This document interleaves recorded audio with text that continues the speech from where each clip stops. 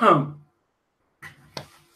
we're live as I wheel myself in at the very last second. It's a Patron Hangout for the month of March. It's April. It's April. April 2018. I wouldn't know it from the weather outside, Amber. It snowed today. It snowed. It wasn't just snowing snowflakes today. It was snowing full on snowballs. All right.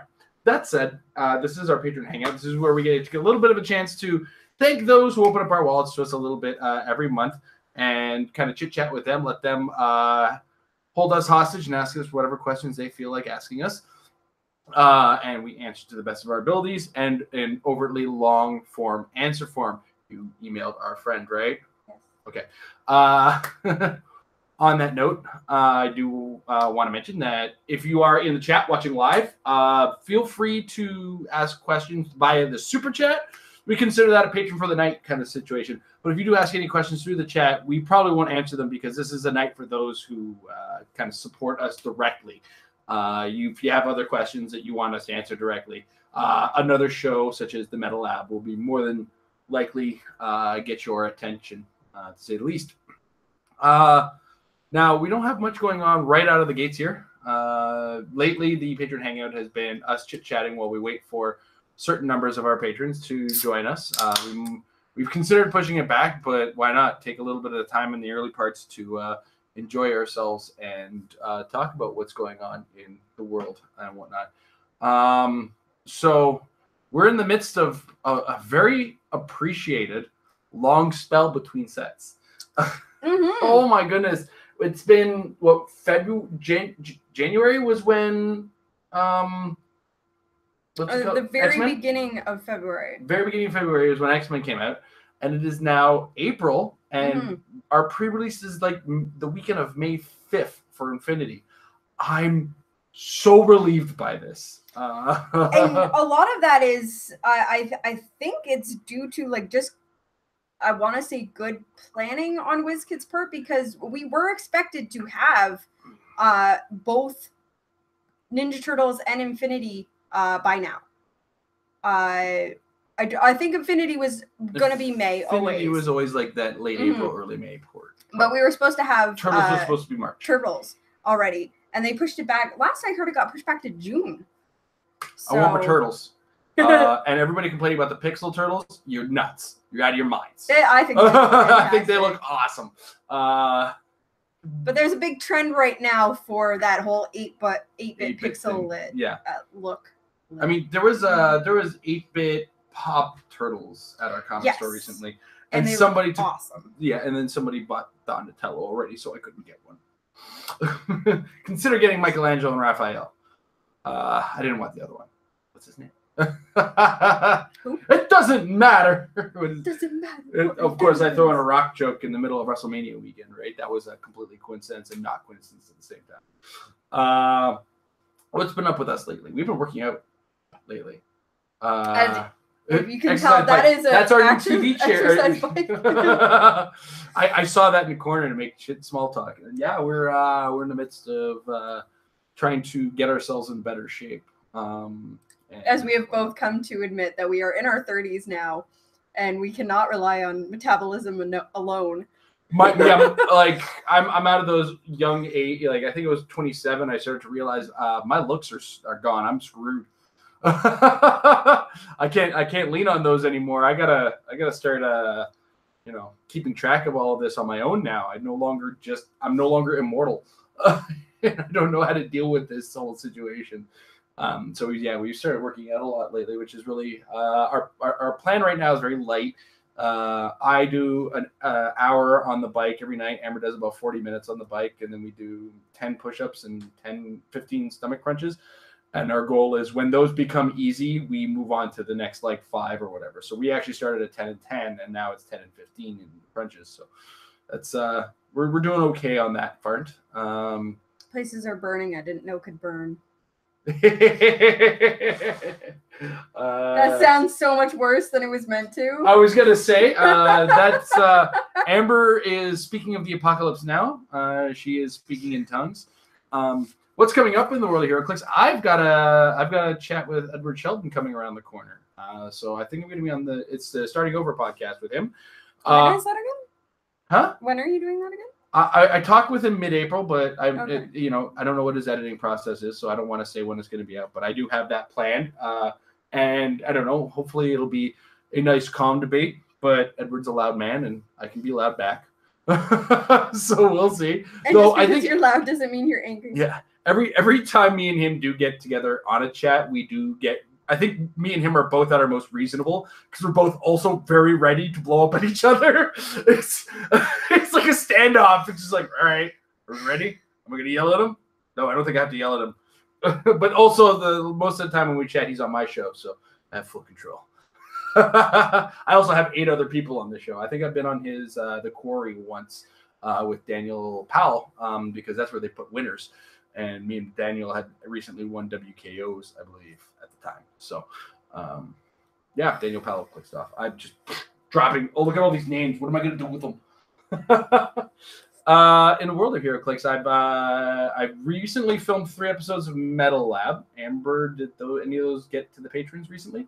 Yeah, one got out to the patron today, actually. All right, so by tomorrow you should be seeing the most recent episode of Metal Lab, and that the first episode is I'm coming to a realization. I've got to stop letting the Americans just win in Canadian Nationals. I got to start trying a little harder at Canadian Nationals. We all do. We're so thirsty for it this year, guys. Yeah. Like 4 years in a row. So we got a couple of good ones coming up, including such things as data collection and understanding how you do that. Again, you know me, when I rate the metal or when I do the Metal Lab or Meta Fix, I just said I did 3 Metal Labs. I can't. There's no way I did 3 Metal Labs in a single day. I'd be dead. But yeah, we got a couple meta fixes just around the corner, and we're looking forward to those getting out. I'm taking Nationals way more seriously than I've ever taken it. I'm going to be running the numbers a little better. I'm going to try not to be different for the sake of difference, but if different is what I think I can win with, then generally that's what I'm going to try to do. I do best when I do play something very different, but that difference has to also be tested, tried, and true, which means me and Amber are going to be back at the kitchen table in between workouts to get ready, as it were. We have our work cut out for us. Amber just realized that that's what that means. If we're going to try harder, we have to test. You don't like testing with Jason. He's mean. I will be nicer this time around. I'm just going to be running numbers, and it'll be more like the first year where I'll just get frustrated at my team and not at you, and just be like angry at it. And just like, why isn't it working? Rah! And not at you. Never at you. I do often get angry at DICE when they're not cooperating during testing, because that is very problematic, but at the same time, that's also very truth-telling. It's like if you can't rely on the DICE in testing and you don't have the backup plans, then it's not testing well. You need to either work on your plan or work on figuring out your DICE problem. So long and the short of it is we're coming, and we're coming hard. Whoa.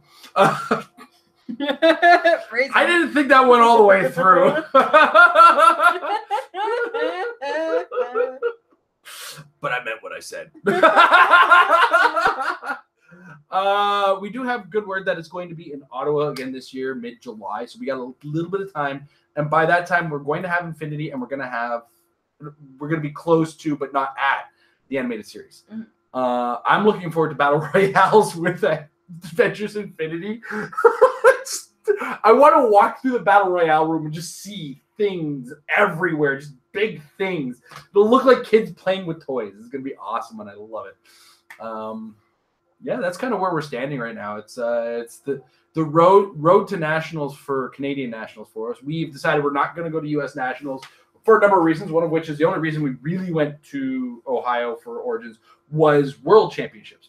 So we now don't have to make that trip because, Canadian Nationals was usually beforehand. We either knew or didn't know about our qualification level by the time we got there and knew what kind of work we had to do to either get into Worlds or not get into Worlds. Last year, I grinded my way into Worlds. Amber, unfortunately, did not. But boy, did she have a bystander collection, let me tell you. Well, I grinded. I grinded hard. She grinded and got ground. Yeah, I didn't go anywhere. Past that, Canadian Nationals being a little later, it saves if we can travel less. The less we have to travel, the better. I've also already got my Sunday for a national event. And I'm going to use that for Canadian Nationals so that I can spend Saturday having a ton of fun battle royaling, being loud as I like to do. We've actually recently had a good talk with the guys that run Canadian National. They were looking for our feedback, our input, because last couple of years we've had some discussions with regard. There's been discussions and complaints and concerns from the players who go there, and some of them right, some of them a little. I don't know, was that really necessary? The long and the short of it is that they're listening to reason, and they've taken some of our suggestions that we like to be reasonable. If you watch the show, we try to be reasonable people. We don't get angry immediately off the bat. I think our biggest gut reaction was to dials on cards, but that's because our biggest problem was that they were on the front of cards, which was pure nonsense. As soon as they got turned to the back, we're like, all right, we're good with this. Yeah. Thank you for listening. We met in the middle. We're okay with it. Like, there's still people angry with the dial being on the cards, like, but it's on the back and they have a tournament rule for it. What is the problem now? So, and then people were still conspiracy theorizing that HeroClix dials are going away. It's like, well, no, then it's not HeroClix anymore. Then it's just D&D with models. Anyway, off on a tangent, as we often do. It's how we do. Yeah. Where we're getting at is that Alex, who is the person we speak to most from Cartomagica. Yeah, he wanted to hear some suggestions. We gave them to him. It looks like they already went with one of them. Which was not have it on a long weekend. Because it's tentatively in mid-July, July 15th. Of course, Canada Day long weekend, July 1st. He wanted to originally do that, and so that we could party with the Americans. And then we turned to him and said, "You want us to go to the nation's capital on our nation's day?" And then everything kind of came circle. I was like, "Oh, you can get hotel rooms on the cheap?" I doubt it. Not going to happen. So we all he kind of came to that, but. Outside of that, he mentioned some other things that we probably shouldn't talk about in any kind of detail. But once he gives us the go-ahead, we'll be all over talking about it. I mean, we can talk about this level of it because there's a win posting as to when Canadian Nationals is. There's very likely going to be grinders, as there is every year for Nationals. Also, they announced this year U.S. Nationals was going to be grinders. So anybody who was thinking you had to go to Origins pre-qualified, you out of your mind. And I think that was one of the things that they wanted to add into Nationals and take away is the fact that because they had to fit Nationals and Worlds together, they were focused on the grinders for Worlds, and they're like, oh wait, well, we're kind of just shoving Nationals in here, so the only people that can come to Nationals are those that are pre-qualified. But now that the entire event can be focused on the U.S. Nationals and give it the spotlight, then they can be like, oh yeah, sure, everybody come grind, get in there. We don't need they don't have to limit it to just the people winning the WKOs. And then on top of that, they're like, WKOs have grown exponentially in the last year alone. That in the few years before that, we had one WKO. And then after that, I was like, okay, there's 2 WKOs. This year, there was 5 WKOs for fall and 4 WKOs for winter. It was ridiculous. And we're talking Canadian WKOs in our area. So we went from having 1 to you could actually pick and choose which one to go to and which one was convenient for you because we had so many, which is absolutely fantastic.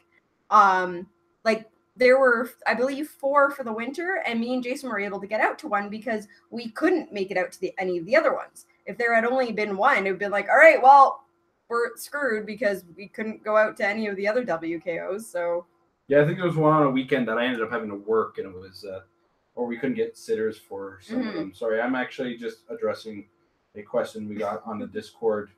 I just want to make sure everything kind of makes sense on this one because I don't think it does.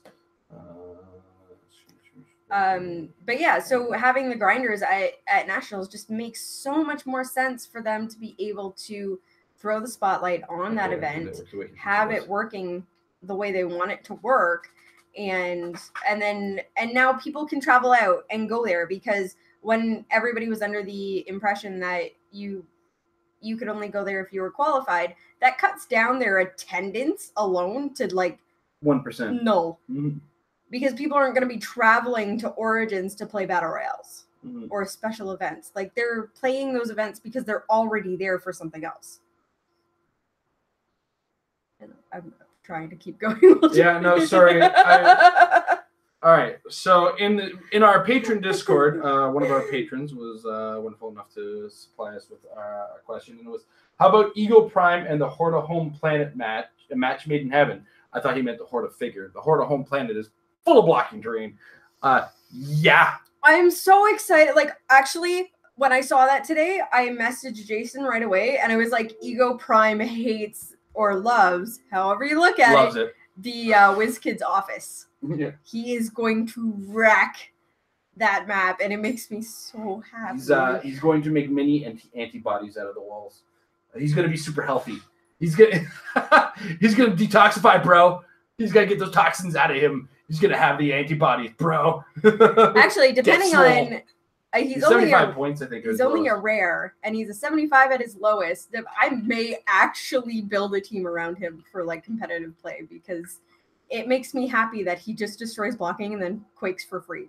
We'll see if your scatterbrain can handle the swarm. So many. That we got to check if the tokens are autonomous. Autonomous. Autonomous. Autonomous. Autonomous. They must atone mostly.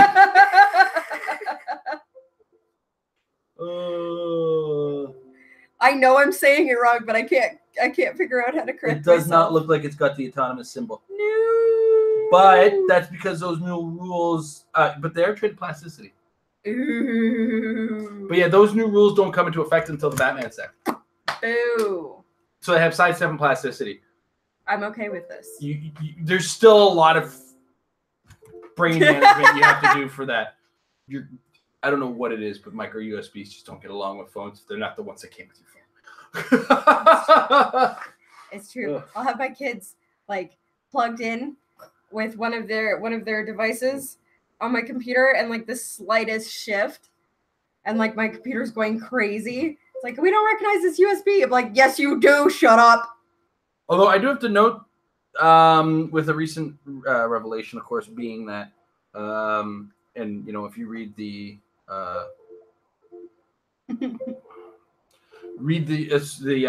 complete rules, the extended rules, as it were, they basically made it so that 3x6 figure bases just die in the office. Oh yeah. Yeah, this is it's kind of problematic. But it also, I think they're just kind of taking their design and limiting the amount of plastic they're going to be using. Because all the Colossals that are coming in Infinity are already said to be 2x2. Mm-hmm. So they're going to be fine. They're going to fit in. And vehicles too. And there's like, at least we know with the Shield flying car, that is a vehicle that would have been like a 3x6 base or a 2x4 base. Like they'll still use 2x4s because they just want to get rid of the complications with starting areas. It looks like, and every starting area by minimum goes out 2 squares. Yeah, so I think it'll be fine. Everything will be fine. It will be fine. But I really want to play with that Ego Prime now. He's only a rare, so I hope that at some point we'll be able to obtain him. It does depend on what a rare Colossal, as far as pull rate looks. And here's where I'm going to break you. Every single pack is coming with a 2x2 figure. Every single pack. So how rare is a rare? How common is a common? How uncommon is an uncommon? They are only coming to 3 rarities. Thank goodness. Yeah. But oh wait, yeah, they're only in the 3 different, so that means the rare is actually rare is the super rare equivalent. How many rares are going to be in the set? How many? And then we don't know the division throughout the entirety of the set. Why did you have to do the math to make me sad? I didn't do the math. I speculated that there is math that is yet to be done. There's math that's yet to be proven. For all I know, though, it could be a rare is just a rare, and a rare could be your Colossal figure, or it could be one of your small figures. Who knows? So it's all speculative at best. So don't immediately go, it's just a rare. Just a rare ID card, Amber. Oh, shut up. we put 0 effort into the X-Men. But what? ID cards are not guaranteed 1 per pack. That's true. But you know, when it comes down to it, how many common and uncommon ones are? How many floral colossals have we pulled, Amber? Wait, we actually do know if we pull up the solicits. We actually do know how many commons and uncommons and rares. Yeah, I know, but what I'm saying is, we don't know how many common colossals per brick we're looking at, and how many rare colossals per brick, or if it's just part of the grand reorganization, right? True, because when it comes down to it, you're gonna get 10 per brick. And guess what? If there's going to be a set with correlation problems, guess what set it's going to be? It'll be this one. It's going to be this one. It's a set. I can already imagine that correlation is a nightmare for this set, because there's a single guaranteed size of figure in every single pack, which is, you know, it's crazy. So speculatively, based on the fact that the colossals kind of fall into their own subset of the set, I can't say that a rare is going to be easy to get, Amber. I really hope that it's just like, all right, it's still a 5-figure booster. You get 2 commons, an uncommon, and a rare, or 2 uncommons and a rare. And then I'll be like, all right, so the rare in this pack is the colossal. The common in this pack is the colossal. Let's have a colossal and a super rare. Let's have a rare, colossal, and a chase. Now that I actually think about it, I think it's only uncommons and rares that are going to be colossal. I don't think there's actually common colossals, as it were. Because that would just be burned. It would be just a huge burn on everybody. We have to look it up. Yeah. You have to pull up the solicit. The solicit has it. But Amber is going to move at the speed of dial-up. Oh, gosh. Our internet's That's way faster than her. what I wanted. See what I mean? She's already messing. Oh my gosh, you know what? You harping at me in the background does not help me move any faster. I find it does, because you're moving fast now because you're angry. So so that's the plan. Just piss Amber off and everything will be good. She works faster on her computer when she does. That's Fossil Brewsterbeck. Amber, you're a hot mess. I just want you to know this right now. All right. 10 uncommons, 10 rares, 5 super rares. In the colossals? In the colossals. So there's no commons, but there's also super rares. So yay! Oh my gosh! You know what the problem is we're gonna want to buy so much of this set, and so much of this set. We're gonna be buying packs of this set. That's just important. Hey, WizKids, what's up? How you doing? Guys. So if you want to send us a case instead of a book? No. No, we can't expect that. No, we got that on Fluke once. Yeah, that was a shipping error. That was a shipping error that worked in our favor. Yeah. So what else we got? We got another one coming in. Can we? Nathaniel asked to know if we can call you Split Lip. It's still there. Like, it's actually healed, but I think I have scar tissue, and it makes me really sad. Scar tissue that'll make you smile. As for anyone that didn't watch the most recent Casual Corner, I'm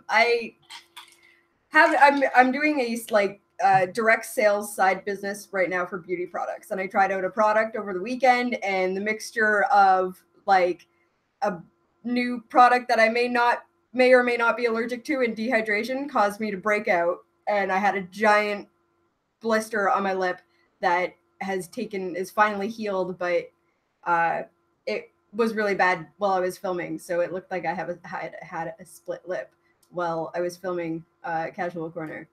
So I just want to point out, I don't hit her; she hits me. Actually, it hurts a lot. That's why I have the beard; it hides the bruises. No, this time around, my lipstick beat me up, and I'm really sad about it. She stands on a chair and she manages to barely hit my chin, and it bruises. This is why I'm sorry. I tiptoe and I can make it up to his shoulder. Oh yeah. So overall, Infinity, I'm equal parts excited and unexcited. It's such an awesome looking set. It's such a scary on the pulse side of things. I can't wait to get dig in and find out what the numbers are. Or, watch Scott Porter pull his stuff and see what happens, because he's a very beautiful man, Scott Porter. You know what's actually been another interesting thing that I know you brought up the other night is that so far of the 6 previews that we've seen, the lowest point has been Ego Prime's 75-point dial, and that's on one of the Colossals. and the single figures was like 80, where Yeah. we just came out of a set where you were lucky to get an 80-point figure. Again, like if you had watched the casual corner, I actually filmed everybody building their teams in the shop, and I stopped to talk to Scott Crampton, and he was saying that the highest point figure that he pulled was 50, and he only had 3 of those. Everything else, all the 7 other figures between his 2 boosters were below 50 points. Ultimately, what this leads to, guys, if you're into that competitive side of things or that general building side of things, is focus on building starts at Avengers Infinity, basically, because figures are sizable, they're meaty, they're trustworthy, they're strong. You can build around them. Now, I don't have a problem with this level of design. A lot of people do because themes. Competitively, theme is good or bad. Take it or leave it. Casually, just play a theme game, guys. It's a kitchen table, right? Like one of these days, I have to have a discussion with people about what is actually casual play, and then what is being a casual in a competitive environment, because that's 2 vastly different things that people need to kind of differentiate between. Anyway, where I'm going with this is gassy. Oh, I think I almost threw up on that one. Forcing burps are not a good idea. Is that Avengers Infinity could be where our tent poles are starting to come from. Like we've already seen Quasar. Quasar's 125 points. It's really good. Like too. given the last couple sets we've seen, that's huge. That's massive. But we're also gonna have these big meaty colossus we have to deal with. Another thing I'm noticing is that this set is going to take your multi-targeting and throw it out the window. For those that use the multi-targeting, good players do. Shut up. Amber's like, I don't use multi-targeting. No, I so rarely get multi-targeted. Like, there's so few characters that actually do have multi-targets, and then so few players that utilize that multi-target when you have it. Don't look at me like that. How could I not look at you like that? That is the question. What do we got? Whoa! Almost got a broken phone is what I got. Nope, I got a lot of Google Plus back. What else is new in the world of HeroClix for us that we need to talk about? Okay, one of the things I want to, because this has been half-baked in my head. Oh, and don't call it half-baked. And I haven't had time to just sit down and think about it. Oh, so you're going to think out loud. Yes, I'm thinking out loud, because what else are we going to do right now? All right, fine. I'll just stop talking. I'm warning you. I'm just giving you all the warnings to step carefully half-baked. Go ahead. No, you're not going to come out half-baked. Now you've officially ruined all the people watching the show. Like, what is Amber talking about? Damn it, Jason, let her talk. I'm just warning you, but go ahead. Go out half-baked. I want to hear your half-baked ideas. Okay, so one of the things that I noticed with Moondragon, her ability that allows you to bump stats for someone. Mm-hmm. But then after the turn, you have to deal a character unavoidable damage. Mm-hmm. It doesn't say that character. Nope. So you can choose any character to deal the unavoidable damage to. Now, it's also been ruled that with Lockjaw, if he takes unavoidable damage, it doesn't remove one of his tokens. Nope. So, I'm thinking there's something here between Moondragon and Lockjaw. Because Moondragon can go boost up your actual attacker and then just give the damage to Lockjaw because it's not really going to do anything to him. Anyways, that was my half-baked idea, but that was something that it was a kernel that started when we got the Moondragon. Did that kernel pop when you looked at Darwin again? No, but that's a good idea. I mean, I'm sorry, by pop, I mean burn. Because Puppy's a pick-a-power. Is he a forced pick-a-power? I don't remember. I gotta look at it again. I don't know. We didn't win one. No. Not with the dumpster fire I had to pull or work with. Oh, man. Oh, it was a hot garbage fire that I had to work with in that. Oof. Oof. Oh. Let me tell you, M does not want to get along with me, man, because she made a lot of things. It's like, oh man, if she hits, this is gonna be. Of course she didn't hit. Why would I expect any less from M? Even better, like I feel like people knew I wasn't gonna hit with M and ended up just using Perplex and Outwit anyway. It's like, oh god, you're giving me Perplex and Outwit, you fool. Okay. I want to point out that out of the 4 games that I played, the 1 game that I won wasn't against a Cyclops. The other 3 games, Cyclops killed Magneto. Every game, Cyclops killed Magneto. I don't see the correlation. I also robbed the first 2 people I played against in that tournament. Well, winning by a roll-off robs everybody. Okay, but that was just the first game. The second game, I won by 25 points. Also, I would have lost the first game if the last attack made by my opponent wasn't the only miss of the game that he made and was a critical miss. No. You didn't win by 25 points. You won with 25 points. And by 25 points, because he had 0 and I had 25. So I won by 25 points. Yes, I also won with 25 points. I was and I was 2-0 with 25 points, Amber. I understand. I understand what you're saying. I was wrong. I was not wrong. You corrected me. And I was not incorrect. You weren't incorrect, but you weren't. In fact, on the combined total, I beat both of my first well. opponents by a total of 25 points. And when I got to my third game, I was like, what am I doing here? I'm 2-0. Oh, look, is that a super rare? Oh, even better. It's Wolverine with a Kitty Pryde, and he won map roll, and it's the Office. Well, I'm about to get completely outclassed. My opponent goes to me, I have no idea how I'm going to win this. Like, you're drunk, right? Mm-hmm. You're drunk? Can I have what you're drinking? Because I'm about to lose, and I don't know if you see it.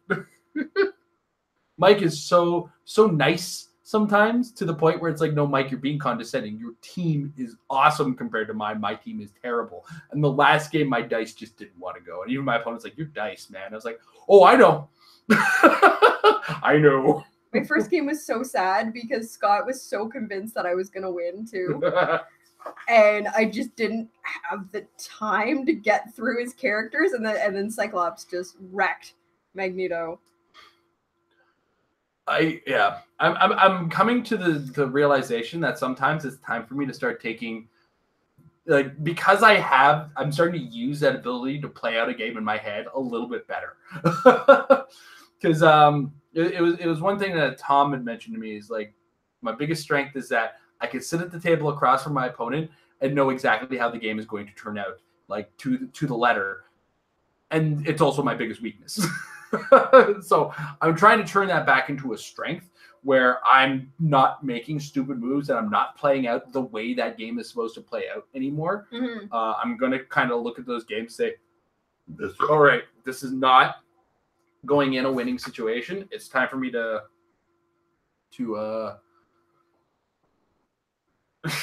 it's time for me to actually make my opponent work harder for it. And, play the back game and force them forward, force mistakes and whatever. And against good players, that's not going to particularly happen. So then you're going to have to play the clock. That's not what you want to do. But I've started getting really good. I figured out this one trick to playing the clock, and I might actually do a Metal Lab episode on how to do this, or I might not. I'm still deciding on whether or not I want to see the comment section on this episode, because it's see, one of the things that you'll know about if you've ever played against me or played with me or understand me is that I do take turns quickly. If I'm not doing anything, the turn we will if neither of us are doing anything, it will be a 78 turn game. That's just how I function and how I work. But I do believe in how to properly work with the clock when it comes down to it, and make specific actions, and either force overreaction from opponent, whatnot. And I might again do this episode, and I might not. It's a 50-50 kind of reaction episode. I don't think I want to see the comments about it per se, but at the same time, I feel like it's something players should know. And I will never, ever tell somebody to take long turns under any circumstances. I will never do it myself. So.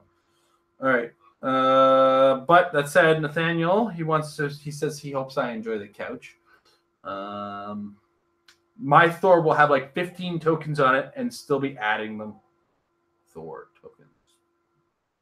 I didn't pay attention to what he got tokens for. I got to give me a second. I think it might even be missed attacks. Actually, it still might have it open. Yeah, it's right there. No, give it to me. There it is. All right.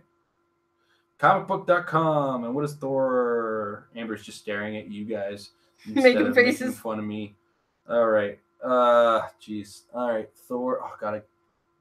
I'm trying to read this here, and Amber could be pulling it. I got it. You're such a fed tonight. Humility does not come easily. When Thor misses one or more targets after resolutions, give him a humility token. Modify Thor's attack by +1 for each humility token. When Thor hits, remove all humility tokens. I'm going to have like 78 humility tokens on my Thor at one point. I'm sure of it. That's assuming my opponent doesn't put him out of his misery. Well, I mean, because you can only modify up to +3, so you're still only getting a boost up the 3. But it doesn't mean that you stop putting the tokens on. Oh, man. Well, what I'm saying is that having like 15 tokens doesn't mean he's getting a +15 to his tag. I was so excited for this Thor, and then I saw his defense power, and then I got less excited. It's only because it's super senses. Oh, that's weird. Me and super senses, my relationship with super senses is tenuous at best. Mm-hmm. And by tenuous, I mean in a lifetime of rolling super senses rolls, I've made 10 or less, or best, at best. I'm sorry, I tried to make a pun out of that.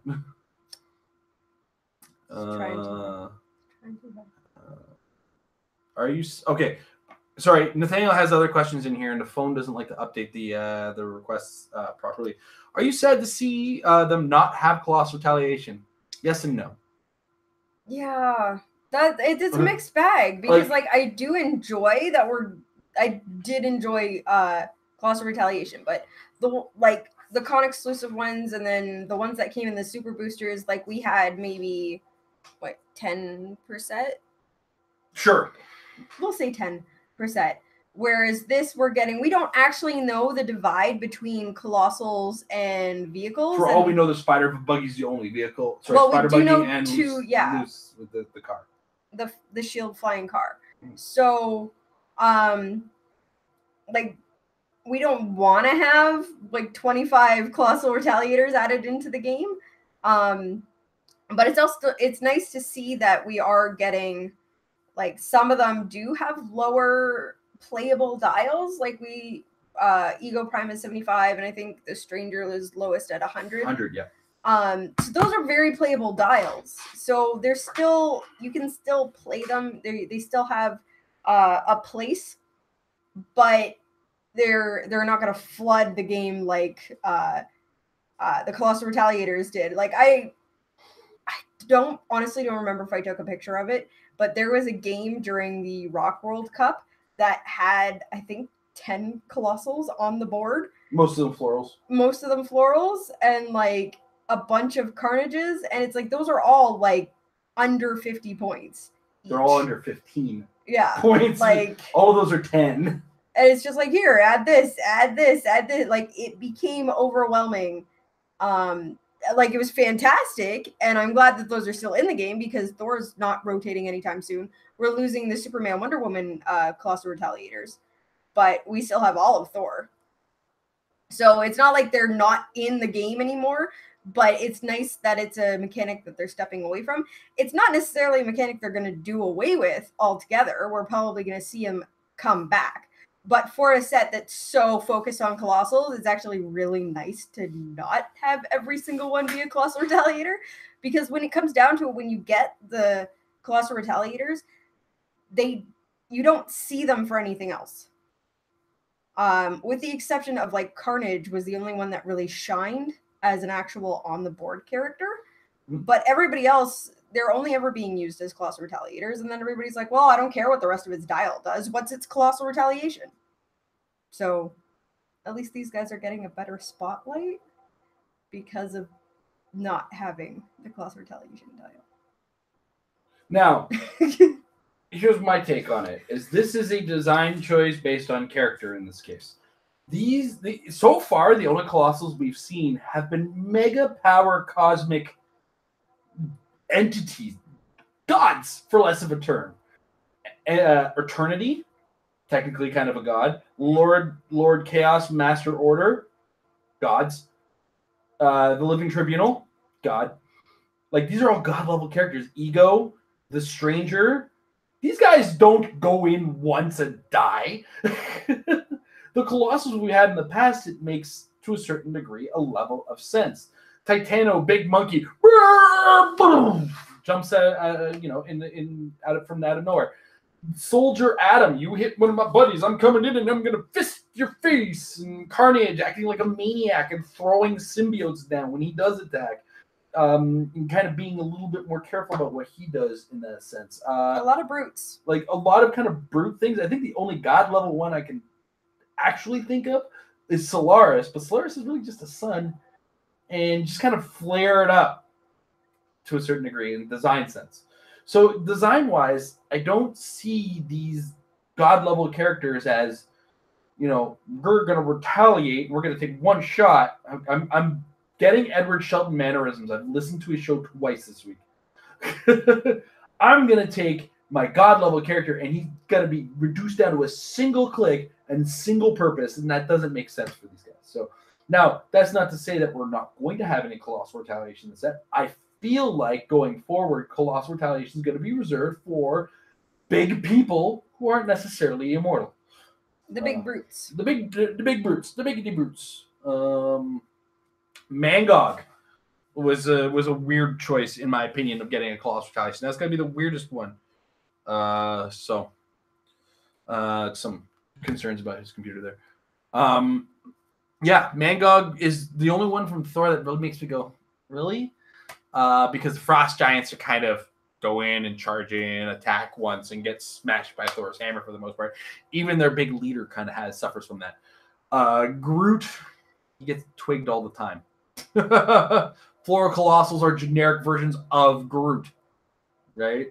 Carnage, we've already talked about. What other ones came out in Hammer of Thor? Is that it? Ms. Marvel? Ms. Marvel. I mean, when she's that big, how effective is she in most parts? She's kind of just a rubber girl, not immortal, is really what I'm getting at, right? Mangog was the one that got me questioning, because, this is a guy who could take on Odin. But then I also threw in the fact that he could become a bigger character. So Surtur also. Yeah, Surtur's a mega power god type thing. That really shouldn't be retaliating. So I feel like they're going to step back and go, okay, well, maybe we overdone it with the retaliators. Maybe we should just limit it to certain types of characters that do it. I think that seems pretty reasonable. Or the giant robot that does it makes sense to me. We have a lot of robots. Yeah. I mean, there are a lot of robots that can do it. I don't think we have I think the only robot Colossals are the Superman, Batman robot, and Brimstone, and Solaris.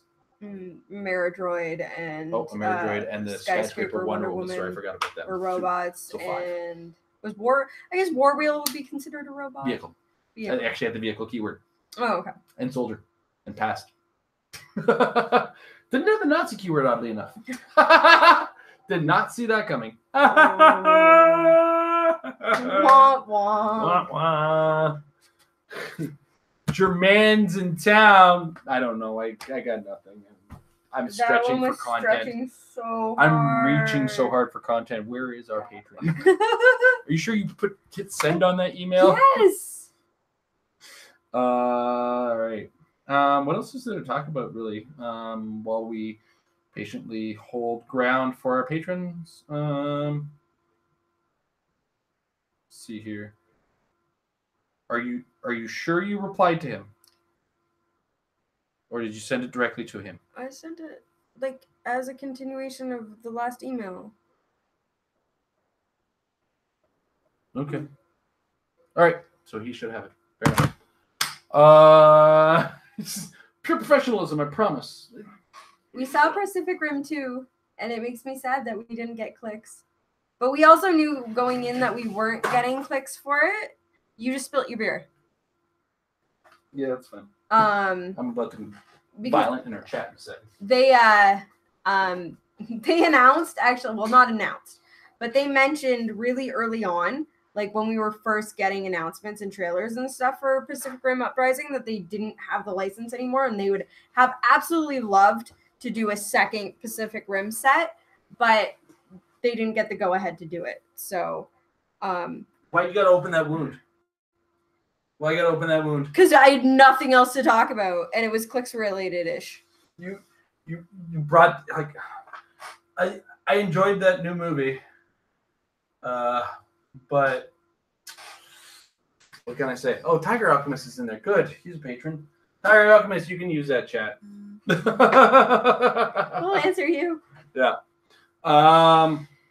Yeah, I really enjoyed Uprising. Shame we didn't get our Clix set out of it. Though I don't know if there's that much content to go off of. Without spoilers, there's 3 kaiju in that one. 4 technically. 5. Okay, if you stretch it, there's 5 kaiju in there. They can make ideas with it. 4 Jaegers. Well, 4. Oh, sorry, no, 5. 5. Right, forgot about the other one. So there's 5 and 5. You can get a 10-figure set out of it, which was, I think, the same size as the first set. Yeah, I think we had a 12-figure set. I think it was 10. 10, 12. It was a small set. Yeah. At the time that they were doing really small gravity feed sets. But would have been nice to get I mean, I think their focus is on modern too. Yeah. So they would have been forced to put out Pacific Rim Uprising modern figures, which would have been so nice. Oh, baby. Gypsy Avenger. Oh, man. Tiger Alchemist, who is one of our patrons, he wants to know what our opinion is of the new previews. Right. I think we've already kind of shared that to a degree today, but when it comes down to it, we want the Ego Prime. Amber wants the Ego Prime. I like what I'm seeing as far as size-wise. For competitive play, I'm looking at it and saying, this is probably the set I build around and bulk up my teams with. Or, sorry, bulk my team, use the rest of the sets to bulk my teams up from this set. That made no sense, right? So I'm going to be starting at Avengers Infinity. I'm going to be continuing with the rest of the sets to kind of make whatever I start in this set with better. You know what? It's making me think that we got so many really, really low point figures in X-Men because they knew that we'd be getting these higher, beefier, bigger guys in Infinity War. And they're like, yeah, okay, well, single set sealed is kind of going to suck. But when we look at the modern age all together, you're going to be happy to have that 20-point healer with your 150-point god. Are they, like, I almost feel like they're regressing in game design to a certain degree. Yeah. Because, I mean, don't forget that the 25-point ex-student, or sorry, whichever one's the guy. Trainee? Yeah, he's a supporter. He's sidestep support on one of his dials. So. But for 5 points less, I could get Night Nurse. Is she still? Oh God, she's still modern because Civil War didn't pass. Wow, when you just don't think about a set for so long. Just remember, it's the Civil War Night Nurse set. Because really, what else are we pulling out of that? There is some stuff I've looked at. Again, I've sold too much of it now at this point. Like I sell a lot of and get rid of a lot of my stuff. It's the ex-student's mail. My stuff very early prior to rotation. For one, I know a lot of the times what I'm going to be using early on. 2, I just don't need this. I need the space back. I mean, look at this. Look at this. That's just like DVDs, video games, and toys. Like, right? And like, I hate that there's video games here because I'm a digital guy, but my PS4 is functional. My 360 collection is massive and basically unused. Like, really, I've got to reduce that down to its base. We kept that into games I wanted to keep and exclusives that you couldn't get digitally. Is that really what we're down to now? That is all that's there. Okay. Or stuff we couldn't get rid of. Yeah. Because people won't take it anymore. Fair. I mean, there's certain things I need to keep because I can't play them on the PC yet. So. but I've moved everything that I can to PC or upgraded into. Anyway, long story short, we don't have space. We're hoarders, apparently, or our children are hoarders. Our children's are big hoarders. Our children's.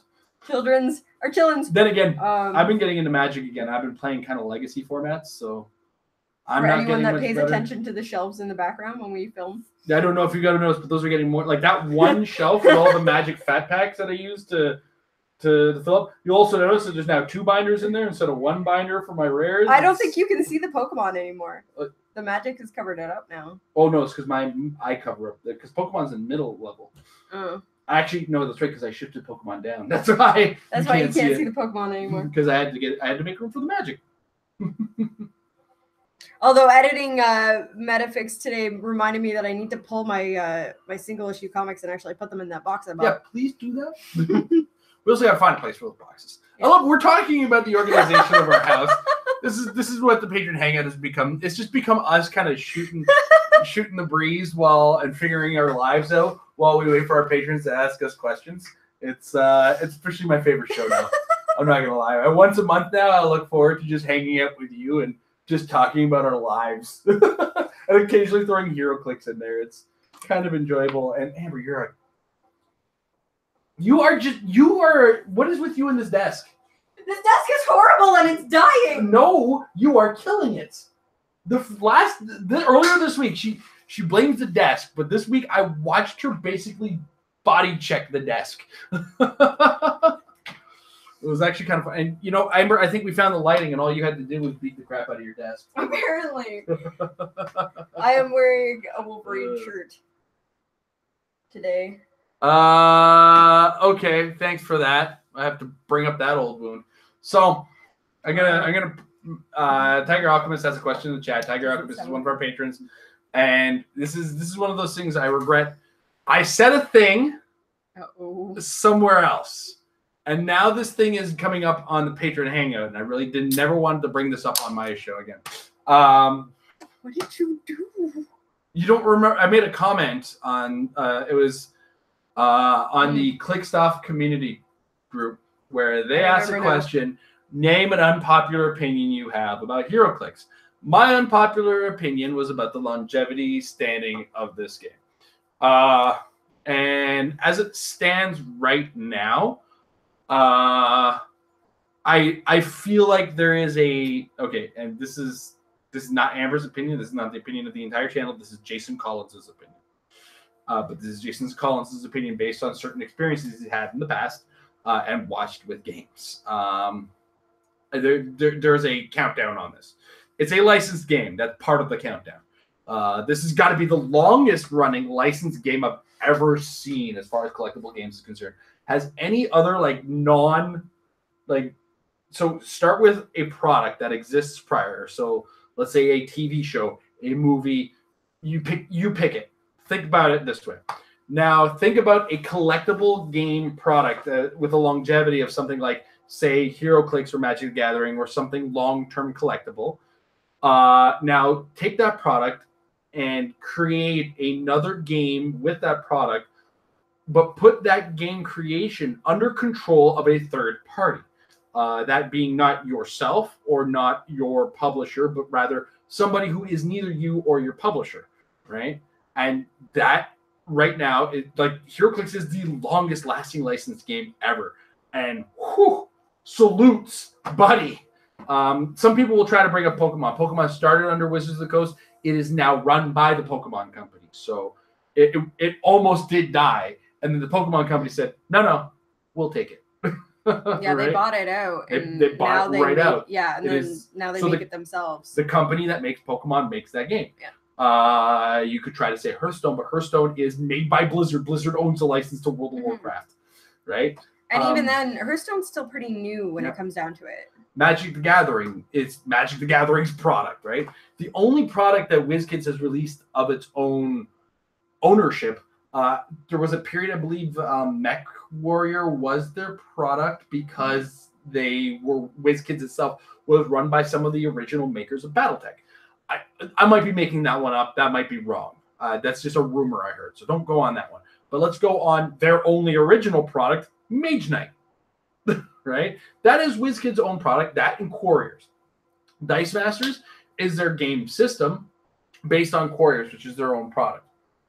What WizKids as a company is stuck in is a long-term contract based on a licensed product. This is a licensed product. Who knows how long the longevity is left to stand. If you want to change my mind, I want to see in a HeroClix World Championship the number of people that I saw at a Magic Grand Prix in February in Canada. I sent Amber a picture, and remember that picture I sent you? I was like, this is what I'm looking at right now. Now, the half of the room that I sent Amber was a part of the side events for the tournament. There was still 700 tables off to the side over there of people playing in the main event at this Grand Prix. Like, imagine going to Origins, and then imagine all of those tables, all of those people, all of those vendors were just WizKids. And not only that, but we're just Battle Royales. And they needed other tables just to hold the culmination of Nationals or Worlds or whatever, right? Like, this is the level of play that they have. WizKids Games is doing a fantastic job of running probably the longest running licensed product ever, but there's only so much longer that this can survive. And I will be sad if it does ever go. I don't want it to go, but I've been part of games that are part of licenses. I've been part of games that I've taken very seriously and I've had to watch go. And I also know what it feels like when those games are about to die. Now, I don't think we're there. I don't think WizKids is going to lose HeroClix completely anytime soon. But I don't think there's a long term beyond the next, couple years. And I will continue to play HeroClix more casually by that time. I will, if it comes back again, cool. But also I will see it on its way if it does happen to go on its way. In order to, like I said, in order to change my mind, we got to get this is a 15-year game with rookie numbers, man. We got to get those numbers up, right? The product's selling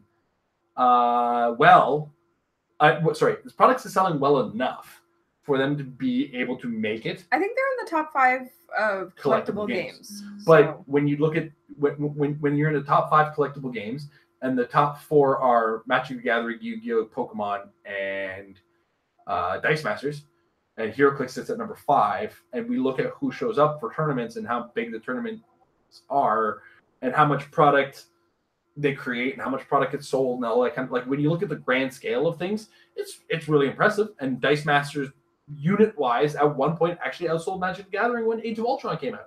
Totally gnarly, totally awesome. It was a low cost product, and it's a low barrier to entry on Dice Masters, if you ask me. And I hope that game thrives. And I've considered getting back into it, but HeroClix and Magic's enough for me. I like Magic. Magic, I'm gonna get into one day. My idea as to how to make, HeroClix last like Magic does. Maybe later in this episode, we'll see. But ultimately, it's that's what's gotta happen. This is going to be a very telling year when it comes down to it. Last year, there was that big hubbub of it being the 15th anniversary. It was fantastic, but we were slammed with sets. And a lot of people are feeling that exhaustion. And they've actually understood that with the fact that we were talking about earlier that a lot of sets have been pushed back and reorganized, and we're not getting that overwhelming oversaturation of sets this year. But on top of that, there's other factors coming in where Infinity is going to be a make or break set in the sense that it is going to be more expensive, but it's more expensive because they've changed the packaging and because of there being the guarantee of a 2x2 figure in every single booster. But that also means that the boosters are going up. Now, I'm not going to cite prices because for us Canadians, it's going to be completely different than most of our viewers are going to see booster prices, but it will go up in price. And I've seen many, many people complain or are concerned about the fact that it's going up in price. So that set may not sell as well as they want it to, or it could fly off the shelf depending on what's in the set. And then we have the situation of nationals and worlds, where they want to put worlds somewhere else later in the year. And for me, that makes so much more sense. And it was always the plan, guys. It was always the plan for nationals and worlds to be separate. But they had to have a few hangover years because they exited Gen Con. They were already at Origins. They threw Worlds at Origins, where US Nationals was. And then they were always kind of in the process of figuring out where they were going to put Worlds. Now they've figured it out. But unfortunately, at this point, there wasn't a lot of heads up that they were moving Worlds, that this year was going to be the year that they moved Worlds. And depending on where it is, the date, so on and so far, if we can actually get the information that we need in time, I feel like this is going to be the lowest attendance year for US Nationals and Worlds, but then we might get a giant boom next year because now everybody's prepared for it. Ultimately, here's another thing too is I've heard the voices of other podcasts. I just want everybody to hear our cast's opinion of things. So many of them are saying, "Oh my gosh, it cost me more to travel. It cost us less to travel to Worlds this year." So. Yeah, sorry guys, Worlds came closer to us, so we're really not complaining. In addition to which, when compared to Rock World Cup, remember these are world events, right? And HeroClix is running a world event, and Rock's running a World Cup. Rock World Cup is in Alabama, which, as far as we know, it's going to be in Alabama. And one of the big challenges with that is that Alabama's and this is my understanding of traveling internationally. I am brand spanking new to traveling by air internationally. So I learned this from PJ on the Metal Lab. Alabama is not a hub airport, which means for myself and Amber, we can't go direct from Toronto to Alabama at all. Like, we have to take 2 flights. And this is because it's not an option on the 2 flights. We absolutely have to take the 2 flights unless we drive to Buffalo. Guess what? We don't drive. Unless we find our way to the States to get to Alabama, that's at minimum 2 planes, and that's not 2 planes. Haha, you're gonna have a stopover, but they're gonna knock $200 off of our trip. No. That's knocking $200 onto our trip, and it's like a $700-800 flight. Philadelphia, being a hub airport, in addition to being supremely close to us, it's like $200-300 for a flight. When it comes to a flight, that's nothing. In addition to which, it's reasonable driving distance. We have friends who are willing to drive. We often give them gas money, food money, pay for part of the hotel, whatever agreement we end up making, that's all covered. So it all ends up working out for us in our favor. So from us not being in the Midwest or on the West Coast, we welcome Worlds to Philadelphia. We're technically considered central Canada. No, we're not. But we're so eastern. Well, we are very eastern, but there's a lot of times where, for whatever reason, they call us central. Ooh. Yeah. Who calls us central? I don't know. Who, like Central Ontario? Sure, maybe. Okay. Central to the livable parts of Ontario? Okay. Where human beings want to live? Okay. Well, okay, but if someone was to say in Canada, where do you live, West Coast or East Coast? We don't say East Coast because we're not in Nova Scotia or Newfoundland. But we don't say West Coast because we don't live in BC. Exactly, which means we're central. No, we don't. We live on the East Coast, Amber. We live on the East Coast. Don't fool yourself. We're not close to the coast, but we live on the East Coast. We're not in the center because the center is Manitoba. You ever been to Winnipeg, Amber? No, Don't step outside naked. That's Manitoba. I've been to more places in the States than I've been in my own country. And sorry, the more I talk about this, the more my Canadian accent is coming out. You're turning into a Canadian there, eh? It's quite noticeable. Oh man, eh? For the few people that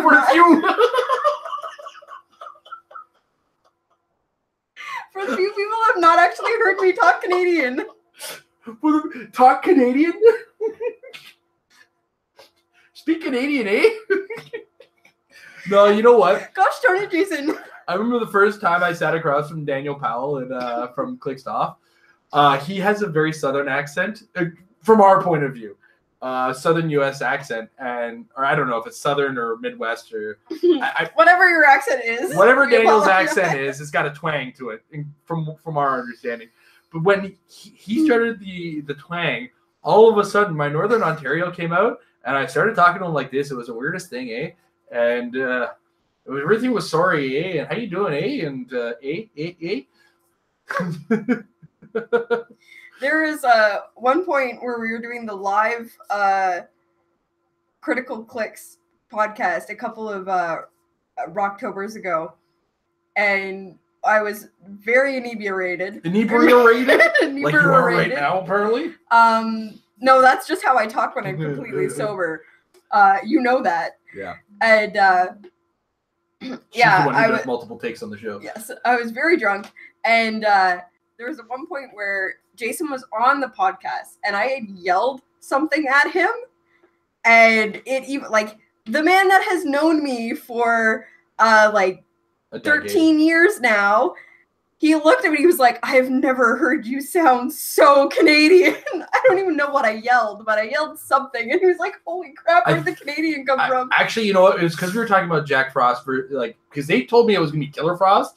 So all I did was take the same complaint and whining I was gonna take about Killer Frost and just attach Jack Frost's name in there, and you just jumped in like, "What are you talking about?" And I was like, "Did Amber just aboot me?" I just got booted by my own wife. And then there was something about shoving it up your ass. Yeah. Shoving up your ass, eh? Oh, by the way, those of you who are just tuning in and realize we use some naughty words there, this particular show, naughty words do get used, so bear with us. All right, but we do have a couple more questions from Tiger Alchemist, as this was a question about the longevity of HeroClix. I want to point out that's... Oh, yeah, this is where this came from. So I'm talking about Canadian accents there, eh? What is WizKid's next gimmick to sell an unreleased set? Gloves. Just a set of gloves. You laugh. Wolverine's gloves? Memes. Iron Man's gloves? The Infinity Gauntlet? Like, there's so many gloves. You know what? We're too close to the previous Deadpool release that I would say that the next Deadpool release would be like the chase set would be memes. That would be their gimmick. No, troll face Deadpool. Stop it. Stop it. No. Stop it. All right.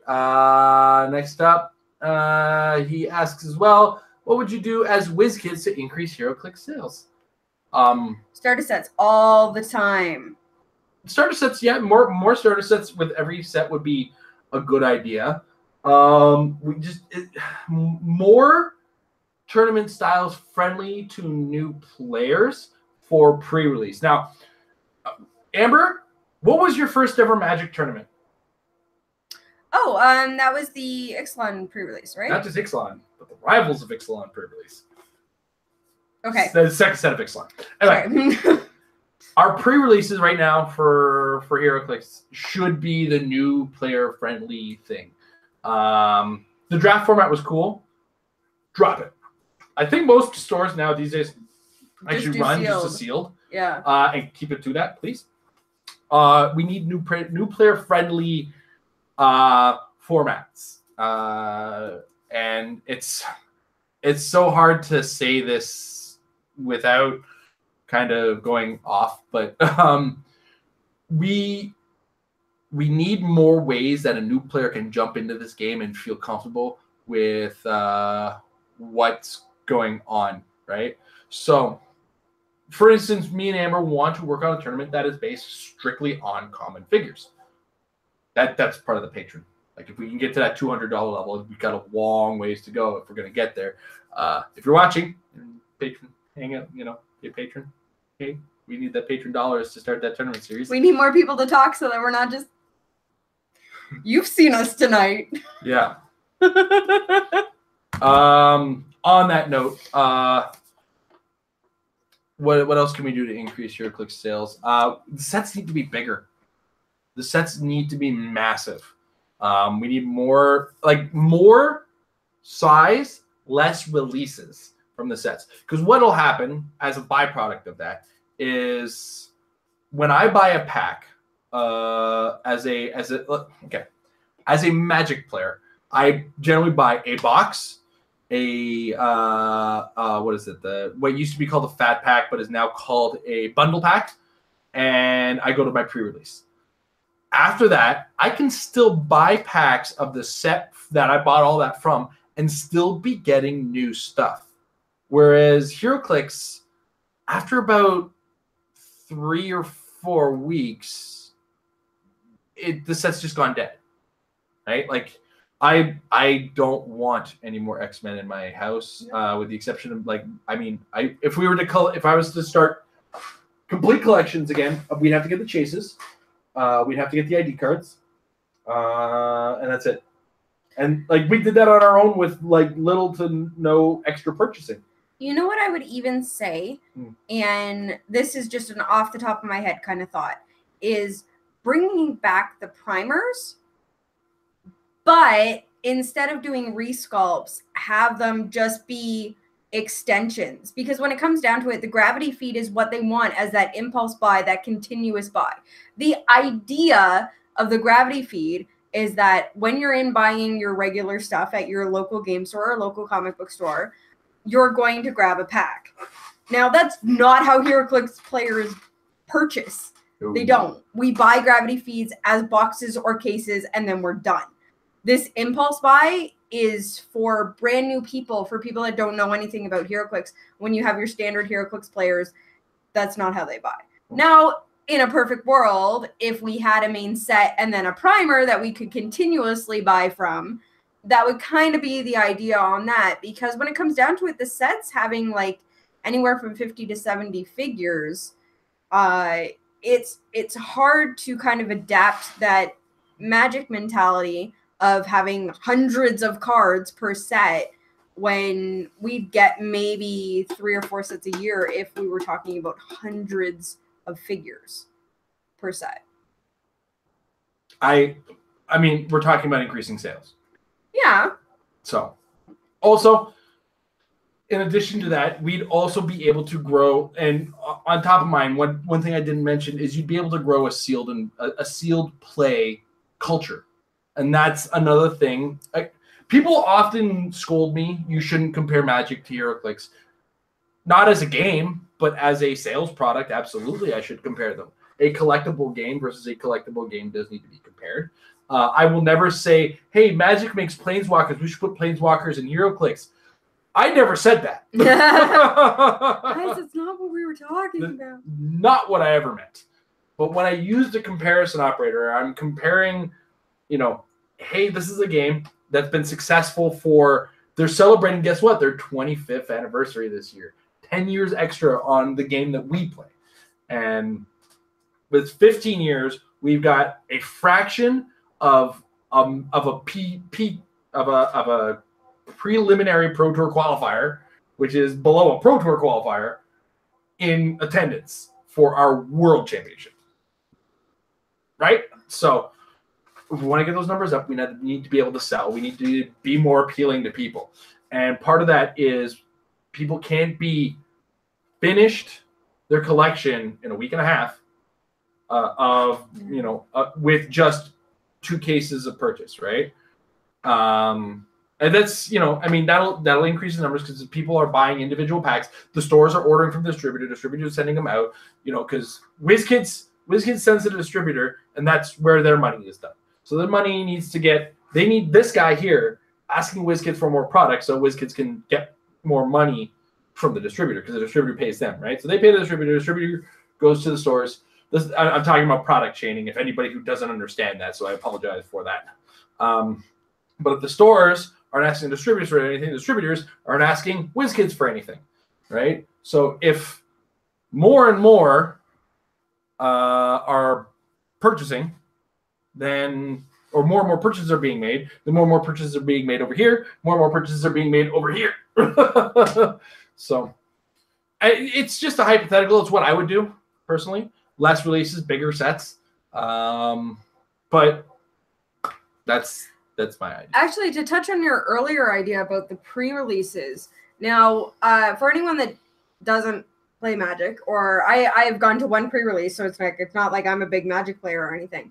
But I was given a pre-release pack bundle. It was a box. Inside of it was 4 boosters. 6 packs. Now that's, I mean, comparatively, you would probably do 2 boosters for HeroClix. That's how it works. But so it was 6 packs in a carrying box, and it came with a life counter die. So set of dice. Action tokens. And it also came with a book, like a little single page booklet thing of ideal ways to build a deck. So it's like me having never come to a pre-release before. It's like, okay, I should have 15 lands in my deck. I should have 8 artifacts in my deck. I should have 7 creatures in my deck. Cool. That's honestly a very good guideline. Now you could comparatively do that to HeroClix. Make bundles that are the equivalent of 2 boosters, a set of dice, 3 to 6 action tokens, whatever, and then a little slip of being like, hey, how to build a 300-point team in like 5 bullet points. Like, it'd be very, very basic, but as a brand new player, that's I don't know how many times we have seen from anywhere from brand new to veteran players being like, okay, I have a sealed this weekend. What should I do? Like, this, as much as it is common knowledge, yeah, but it's like, okay, what should we look out for in this set? How should I build a team for this set?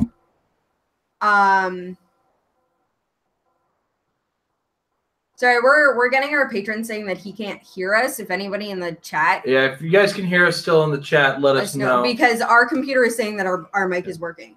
Yeah. Well, okay.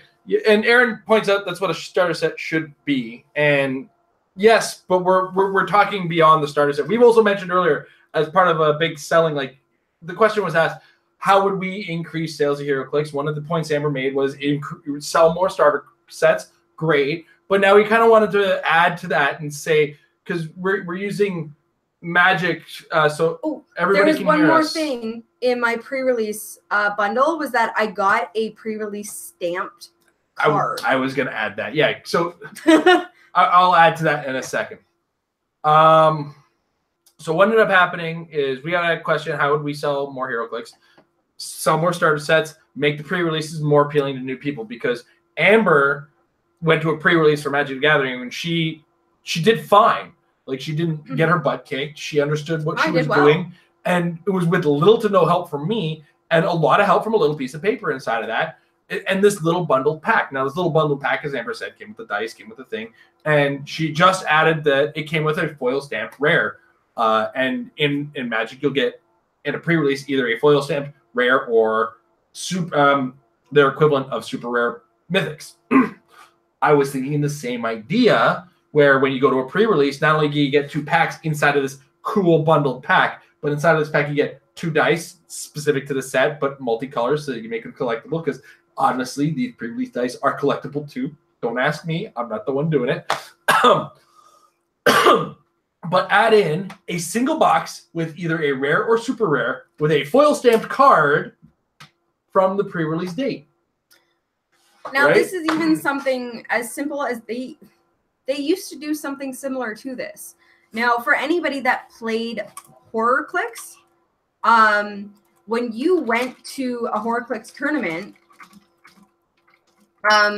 there were participation things. Now, there were elements to that HeroClix has never had. There were plot devices and there were victim tokens. So when you went to a HorrorClix tournament, everybody that played either got a plot device for that week or that tournament or a victim token. And then whoever won got one that was stamped winner. Now, this was their OP kits. So instead of getting LE figures for HorrorClix, everybody got something.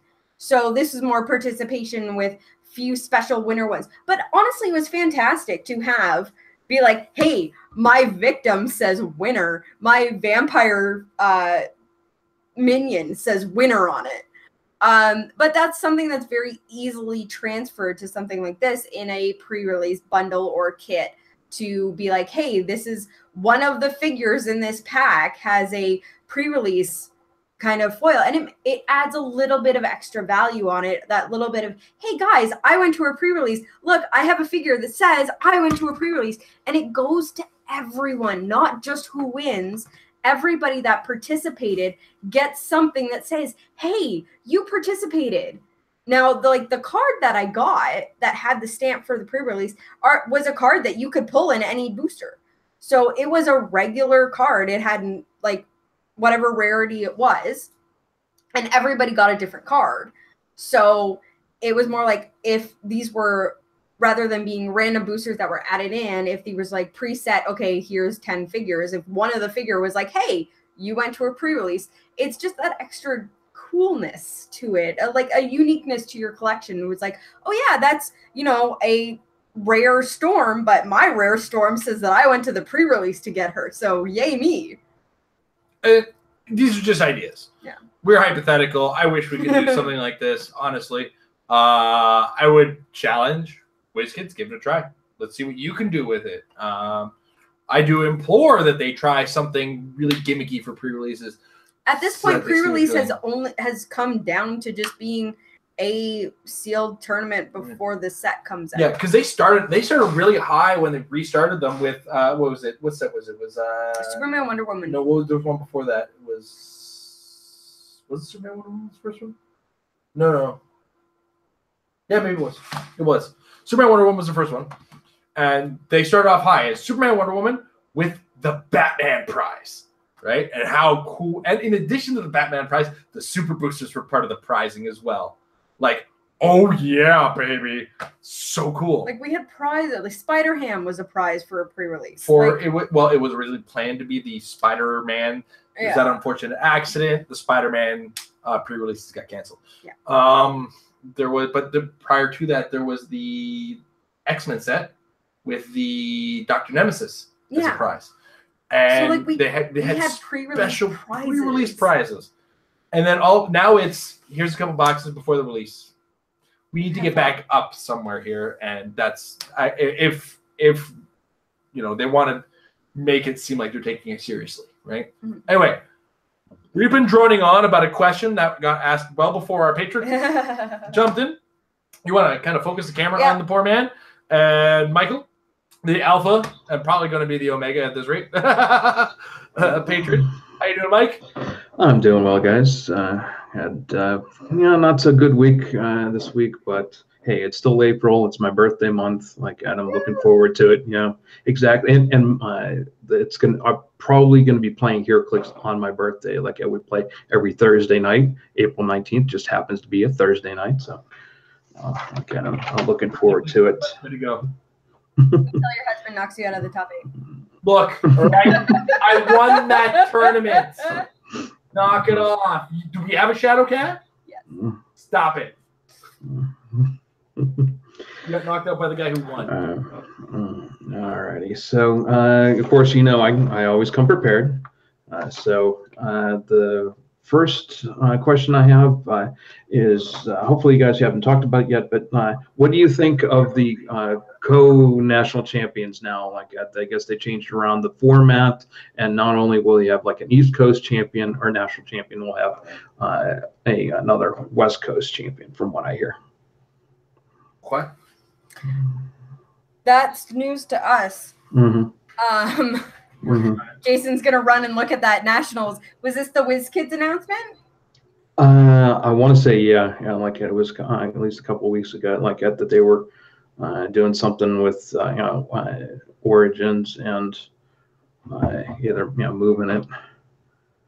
No, they move worlds. Okay, so what they're gonna have the U.S. Nationals is still going to be at Origins, and actually we got more information about it today. And there's going to be a team national, so that's the first one, is that there's going to be a team national championships. That's brand new for this year. What they're talking about with the East Coast is that Worlds is being moved to a more bigger hub city. So instead of it being in a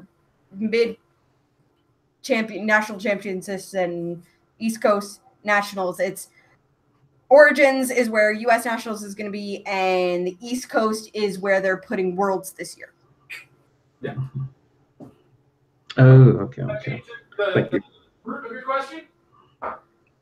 Sorry, did we just completely confuse you? Yeah, a little bit. I heard some, a little. Maybe I'm spreading rumors or something like that. But I heard that they were also going to do something on the West Coast, have like a national championships on the West Coast, like for in California or something like that. But I could have been wrong.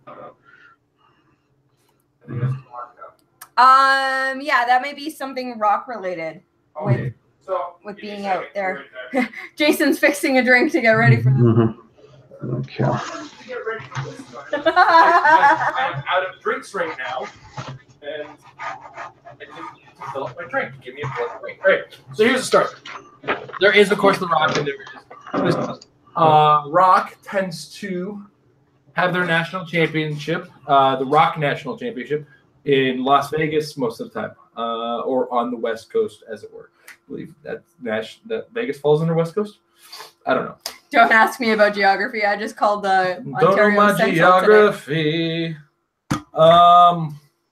So, and the long and the short of it is that the Rock runs their thing on the West Coast, and WizKids runs their thing on the East Coast. So technically, yeah, there's an East Coast and West Coast champion, but they're not both defined by WizKids. One is defined by the Rock, and one is defined by WizKids. So, not necessarily on the same level in that sense, if that's what you're talking about. Okay. Alrighty. Next question I have here, like it was just a rules question about. I'm told you can't carry with hypersonic anymore, but if does that even count for tiny characters as well? Yep. Yeah, they've actually, part of hypersonic now is passenger zero, so it knocks out any kind of specialty carry that you're going to get from any source. They're like, nope, sorry, you're moving too fast to take people with you. And passenger zero falls under the rule of zeros. Yeah, which can't be increased. So if you have something that increases the amount of passengers that you are allowed to have, that zero is going to flatline it. So that's what you want to be increased. Okay. That's why we're in some kind of a hurry to answer those questions this week. Yeah. Yeah. Alrighty. All right. Yeah. Over answered the text questions. All right. So number 4. All right. Just have fun with this one question here. Like on a scale from 1 to inebriated, Jason, how excited are you for Avengers Infinity set coming out? Potato.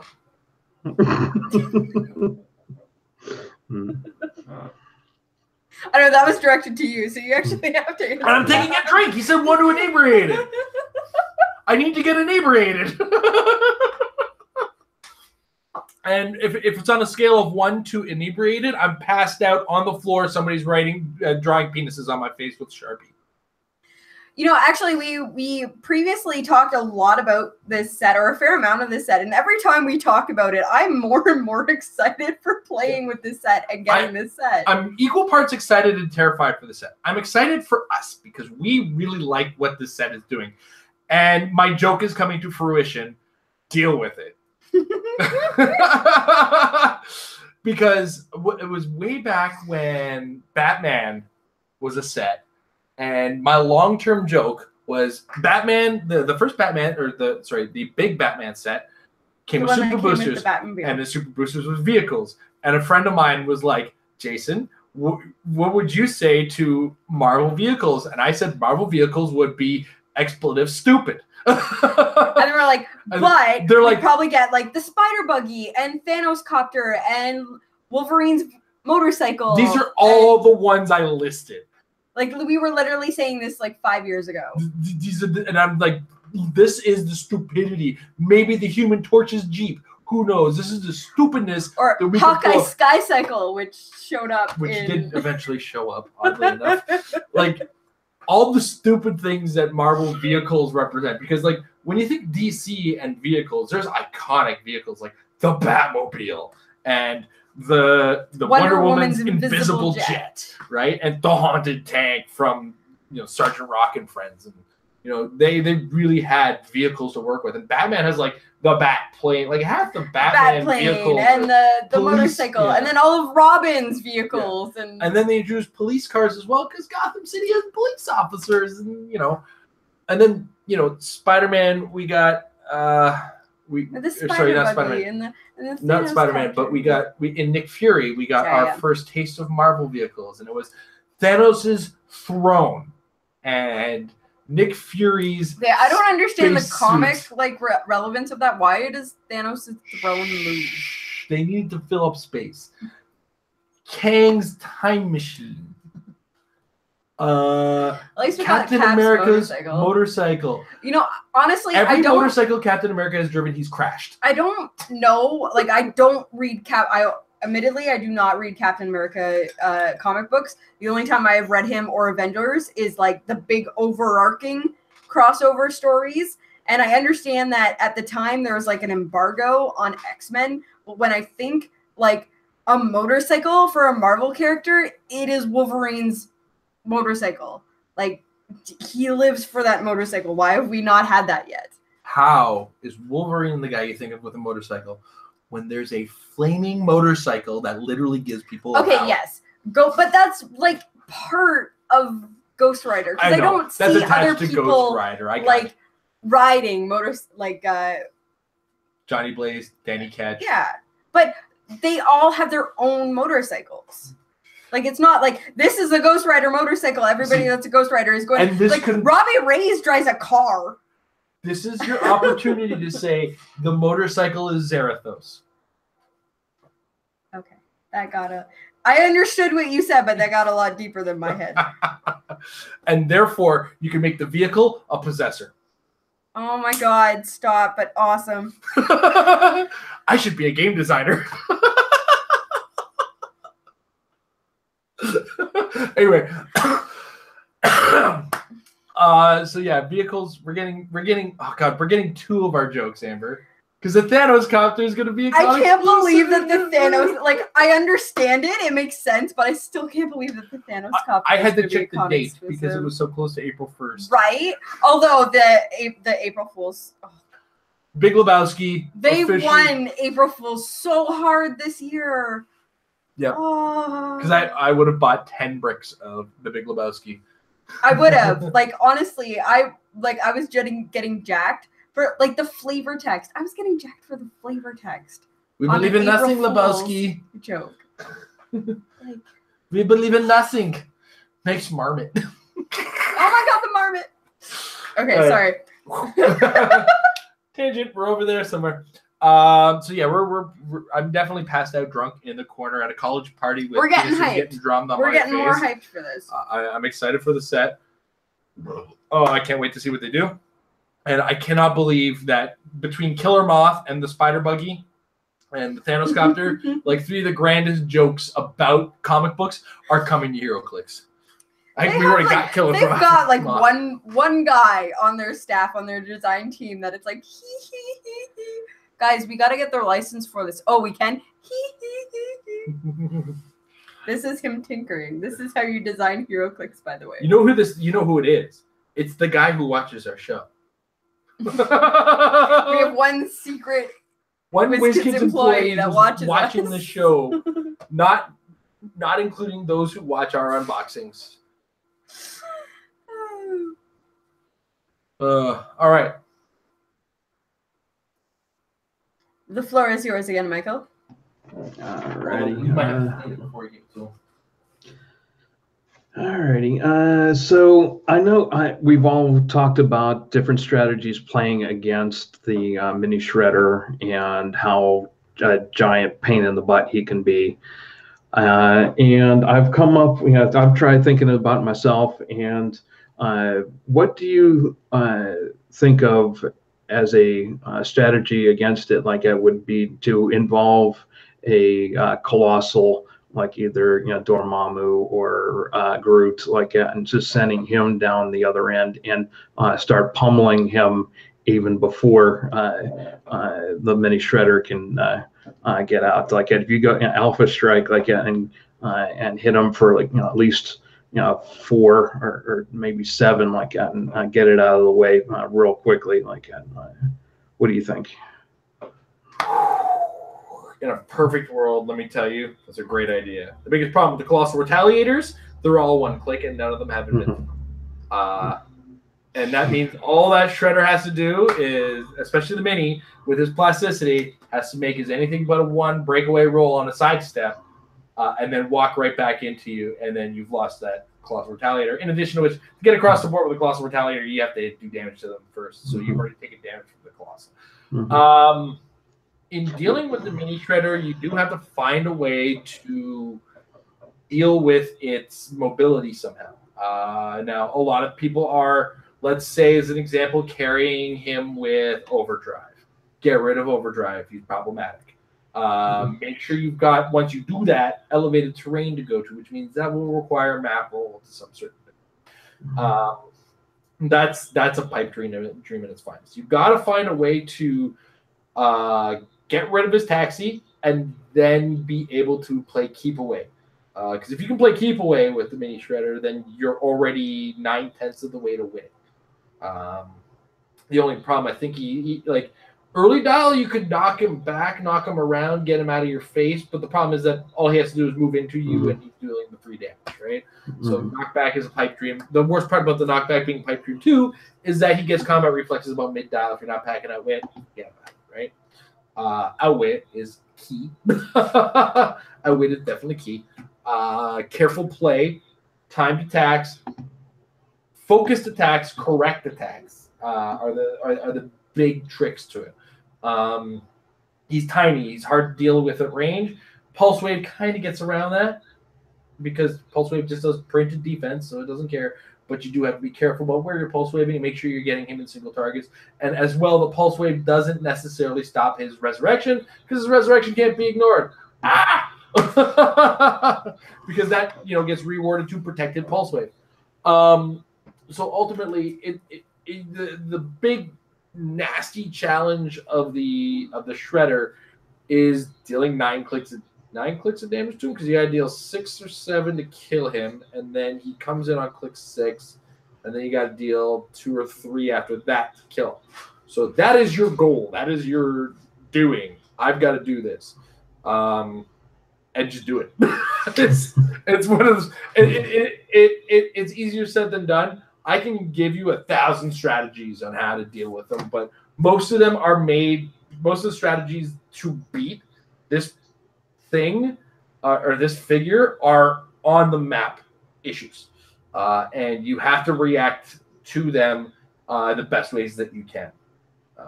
I know it's the worst non-answer you can possibly get in regards to the situation, but the situation is it's a figure, it does damage. You just got to be able to deal with that character. Now, one of my favorite tricks that I've done to a mini shredder was a Maradroid on the Bifrost, tossing him into the orange terrain and just dealing that free damage. And I ended up missing the attack. But that's the thing about Maradroid, you miss that attack anyway. But dealing free damage back at him is always kind of cathartic. But ultimately a good way to deal with things like the mini shredder is finding your own free damage to get around it. If that is another thought as well. I don't know. Amber is futzing around. I'm trying to buy her as much possible time as I can. So what are the mini shredder's defense? It starts with an 18 toughness, I think. Okay. Barrier at one point, if you can find free barrier or good barrier, just to, again, what Jason was saying about playing keep away. If he can't base you, he can't deal damage to you. So on a confined map, if you win map roll, on a confined map where you can throw down barriers, he's going to have a harder time getting base to you. Now, that being said, there isn't really a definitive competitive way of doing it, but like, I don't know his dial very well, so I don't know where his toughness ends and where his combat reflexes start. 3 clicks. Give me a second, I'll pull it up. Although you're on the computer. Yeah, because I've recently learned that not only is Force Blast amazing. I mean, I always knew Force Blast was amazing, but it just particularly during my past last weekend's tournament, Force Blast was very definitive in my match versus Jason. Yeah, so he gets on his 4th click. I mentioned Force Blast, but you do have to worry about him just moving back to you and giving him free damage. Yeah, depending on it's one of those things that's hard with it. The Force Blast with barrier together, maybe, but the thing is, what's going to be hard about facing a Shredder and where they are predominant in the meta right now is that you could build the most perfect team to face against a Shredder, but how does it do against all of the other teams that are in the meta right now? So, because if you're specifically tuned to beat the Shredder, you're not really tuned to deal with certain other things as well. But at the same time, those other things, if you're tuned to beat them, you might not be tuned to beat the Shredder. Finding that middle ground is damn near impossible. So you got to think from here, how many Shredders am I going to run into, and how many of everything else am I going to run into? If you're only looking at like a 10% of the players are going to bring a Shredder team, maybe you can count on not playing against the Shredders, or just counting on that being a hard-fought loss, or play, as I've very recently been improving on, is just play the safe game and not die and force it to a roll-off. Oh, again, back to the barrier. People are going to yell at me for that. Yell at me for that when I make that episode. I know. Everybody hates barrier teams. When it comes down to it, I mean, they kind of... I'm talking about that episode that I was thinking about making. Yeah. People are going to yell at me. I love the fact that you were gauging the legitimacy of a Metafix episode by the comment section. Look, I can deal with comments. I don't care if people hate me in comments, but the degree of hate I would get for making the episode that I'm talking about is putrid. Like it's a vile, toxic hatred I would get in regards to the episode. It's an opening a comment section to a Rick and Morty post. I'd get riggedy wrecked. The comment section on the video that I'm thinking about making would create a drinking problem. Yeah, I'm sorry, I'm opening the window on that. It's all right. But yeah, so Shredders are the most manageable, biggest threat in the game. You can deal with them. They are just hard to deal with. And there is no easy answer. You just got to play your ass off. It's like I was going to try to be clean about it. I was like, no, you got to play your ass off to beat the Shredders. Yeah. And like I have won against Shredders in big tournaments. God damn, was it never not easy. I lost to a Shredder team that was not a Shredder team, and it made me feel really weird. Yeah, explain that one to me. That was Stan's Savitar team. That's 3 Shredders and a Savitar, Amber. True, but it wasn't like this set. It wasn't like Emily's Shredder team, where I was prepared to go in with a Overdrive Sam Cap Shredder in the background team, which I played against as well, and it wrecked my face. But it was like the most intense call-in for swordsman that I had ever seen. It was fantastic. But yeah, actually that tournament, that provincials tournament, I played against 2 different variations of the Shredders team, and I lost to both of them. So my team was not designed well for Shredders. What team were you playing? That was my Dark Knight Returns Superman team. I hated that team. I hated that you made me make you that team. Yeah, that was not a well thought out team. This is why I should not make teams. This is why you need to have control of this. Well, I do have control, and when you say no, I want to make this. Then what am I supposed to do? Anyway, so yeah, that's how you deal. That's our answer to the Shredder problem: is just play the game. Yeah. That's one thing I do like about Shredders. Is they do let you play the game, even though they're dealing free damage. There's no lockdown to them. There's no lock. It's just they're doing easy damage and able to attack in addition to it. Basically, the way I see it, they get +1 damage, and one of that damage is always done. All right. Monsieur Mako. Okay, so the only thing the only other defense that I can come up with is, have you guys played with Skids? Because I really like what she can do, and especially I looked at her defense, and this has got to be an anti-shredder type of thing. She's got the barrier and defend. And at the beginning of your turn, Skids may knock back an adjacent opposing character 1 square, so that I guess keeps the mini shredder at bay. And of course, she also ignores characters for movement. But then what do you guys think of that strategy? Like getting Skids in on teams like that, she's only 40 points, I don't think Skids is the answer you think she is. It does offer the knockback and the barrier that we were talking about, but I don't believe she has a free barrier. No. And I don't believe she has any kind of willpower. To be honest, I played her. I did not play her well in at least one of my matches. 1 out of the 3 games that I played, I forgot to put her on the board. Here's the important thing about the Shredders is that they deal free damage to the character they didn't start adjacent to. So if you're knocking them back away from you, unless you're using that knockback to deal damage, get them on a different elevation, or get them away from you in order to set up a barrier, you're giving them free damage. Because they have to roll a breakaway to get away from you on the sidestep, and unless they ignore characters, which I think only one of them does, I don't know off the top of my head. I don't even think any of them ignore characters for that matter. But they have to break away, sidestep, and then move to you. Or they get carried to you and sidestep, or they get carried away and sidestep, and you got to force that work. Sometimes if you're giving that knockback, you're just giving them the free sidestep damage, and then they'll get an attack in off of that. You got to be very careful with how you use Force Blast.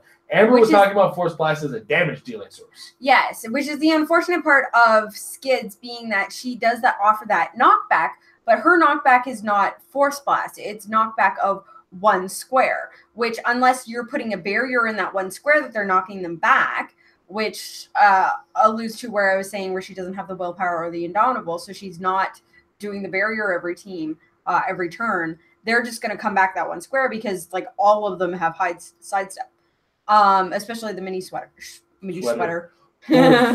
Mini shredder has doing so well today, hon. I love you so much. And nobody said I could talk.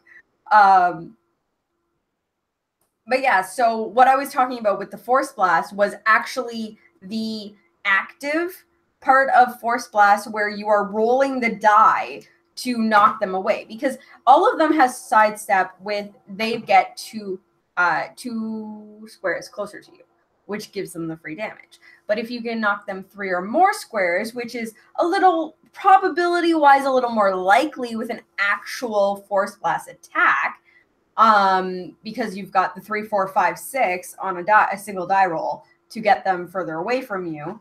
But also you can kind of guide that Force Blast where, depending on the map, that could be the edge of the map. It could be blocking. It could be a wall. It could be off of elevating. That's where I was talking about utilizing the Force Blast, of using the Force Blast in a sense that it's going to be dealing damage. Elevating. Yeah. So pretty. Oh, I hate you so much.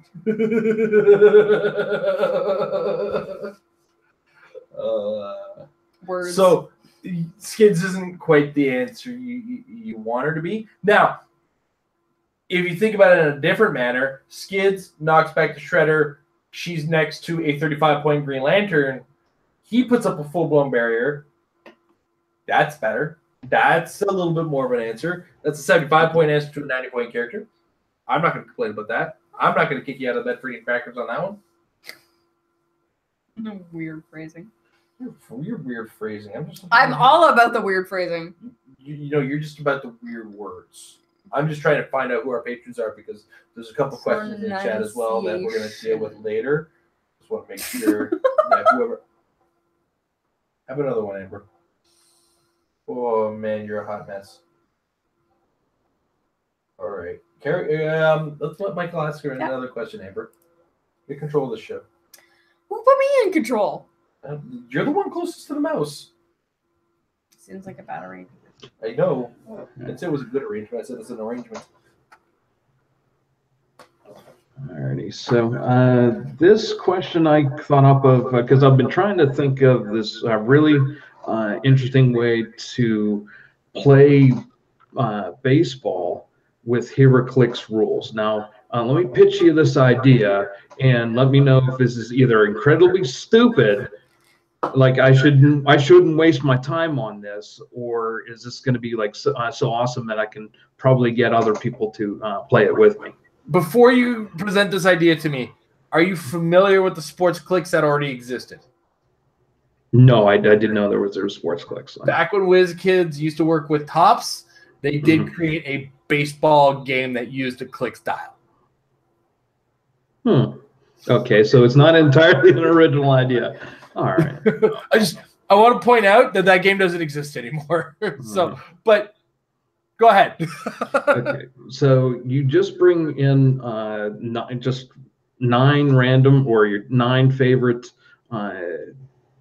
pieces, or you dial, no peanut dials or any 4x4, anything like that. Just I can't erase the bases with the Ghost Rider. No, yeah, like that.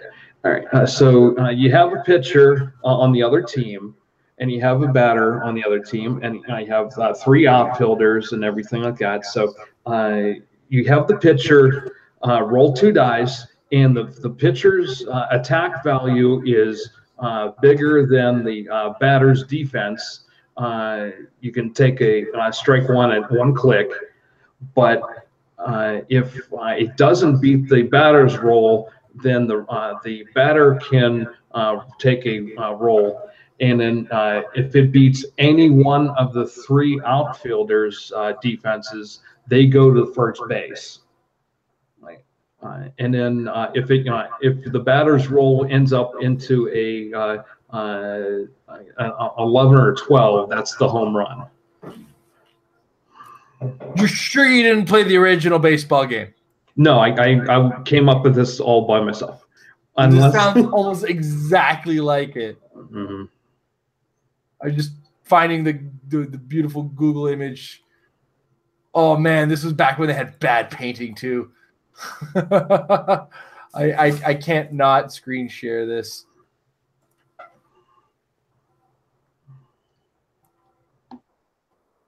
And there they are. They were so pretty. And then you played them. You played them on this. Am I correctly like?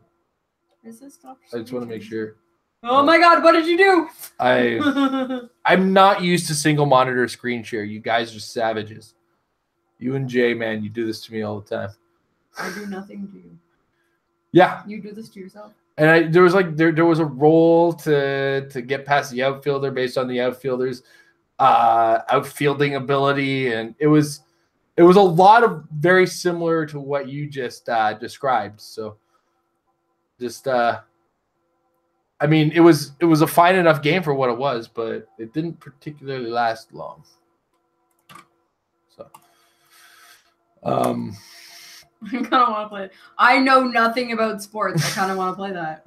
So you only want to play it because it's a board game. Pretty much. Yeah. I remember, like, I actually went out of my way to collect all the Blue Jays players that they had, because I think they had Roy Halladay, and I can't remember who the other player was. It wasn't. I think he was a third baseman. It was a long time ago. Whatever. I'll forget. I've already forgotten. Forget it. I'm done. I should mention that we have managed to talk about horror Clix, sports Clix, BattleTech, Mech Warrior, and Mage Knight all in one Patron Hangout. We don't know anything about WizKids products. What are you talking about? Never. Okay, so technically, our mention of Mech Warrior was very brief. Yes. Actually, no. Our mention of Mage Knight was very brief. Our mention of Mech Warrior was a little bit longer than. But yes, we've talked about every single WizKids game that has existed, not including their board games, because we did talk about Dice Masters. We did talk about Warriors. We did talk about Mech Warrior. We talked about everything. Okay, shush. But back to that actually sounds like it could be a fun kind of casual day or like kitchen table game where it's like we're gonna use these figures for something other than HeroClix, and that can be a lot of fun sometimes. Oh, okay. So yeah, Sportscook had special dice as well that did things. That's how you could determine how you get a home run and stuff. But it sounds like you got the rules all narrowed out. So I mean, baseball's a very simple when it comes to like a game. Baseball, I think, is the only board gameable sport that I could consider like an athletic sport, and even sport baseball's kind of. You could have like a breakaway roll for trying to steal break. Oh my god! You're so beautiful, Amber. You're so beautiful. I'm actually not drunk, I swear. If you honestly meet me when I'm sober and have a conversation with me long enough, this just happens. My brain works too fast. If you could have a breakaway roll for stealing bases. That's all I wanted to say. All I wanted to try getting out there. Isn't she beautiful, guys? Isn't she beautiful?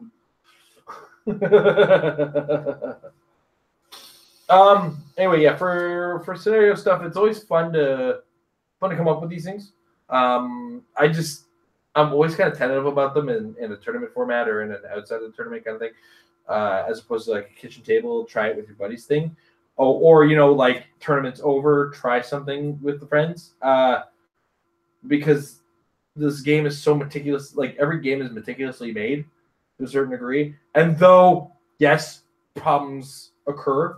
A lot of thought goes into the games that exist, and I don't like going beyond the product that we have when products exist for a lot of other things as well.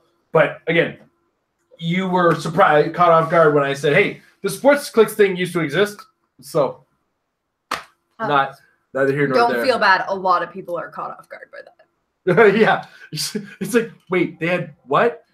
And we all once they came up with the Sports Clix, we all started hypothetically thinking as Canadians, could they do hockey? And I kept trying to tell people, no, you cannot do hockey. It doesn't make sense. Hockey doesn't make sense. Just because I just want to point out, baseball is a turn-based sport. You take your turn at bat, and you take your turn in the outfield. Then you switch turns, and now you're at bat, and you're in the outfield. Honestly, that did actually blow my mind. Oh my gosh, that's why baseball and golf are like the one sport that shows up in every single video game. Because they're turn-based. All right. Now that I've exploded Amber's brain, I got to clean up the mess. What's up from your end there, Mike? Oh my god. And one last question I thought of when I first came in here and you were talking about what would you guys think of maybe eliminating the LEs for just making them like a monthly gravity feed instead? Like don't do any more giving out not free prizes like it. Is that stupid or is it? I wonder if this is going to be an agree to disagree situation between myself and Amber. Prizes are prizes for a reason. Tournaments are tournaments for a reason. If you want to promote casual play, that's how you do that. If you want to promote like a game with the sense of trying to win, trying to play the game as best you can, that's you kind of leave them as prizes. I personally feel the outing for a tournament is great, and the prizing is cool that you can possibly get, and I feel that there's a value in earning your prize or earning a prize in these tournament formats. Moving it to a monthly gravity feed kind of devalues that to me. It floods, like the stores get flooded with these things because they're not going to sell all of them, right? Now, I don't disagree with the idea of some kind of product that is preset, like they used to have collector boxes in the past. I want those again. But yeah, those were cool. I mean, like they had an Invincible one. They had the DC Giants one. They had the Green Lanterns. Like, and when I say the Green Lanterns, I mean the Green Lanterns. Because Like Gnort Chip- was in that set. Chip and Gnort. Right?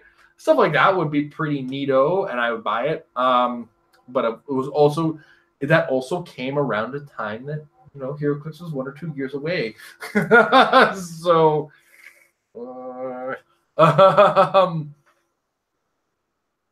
yeah, I mean that's my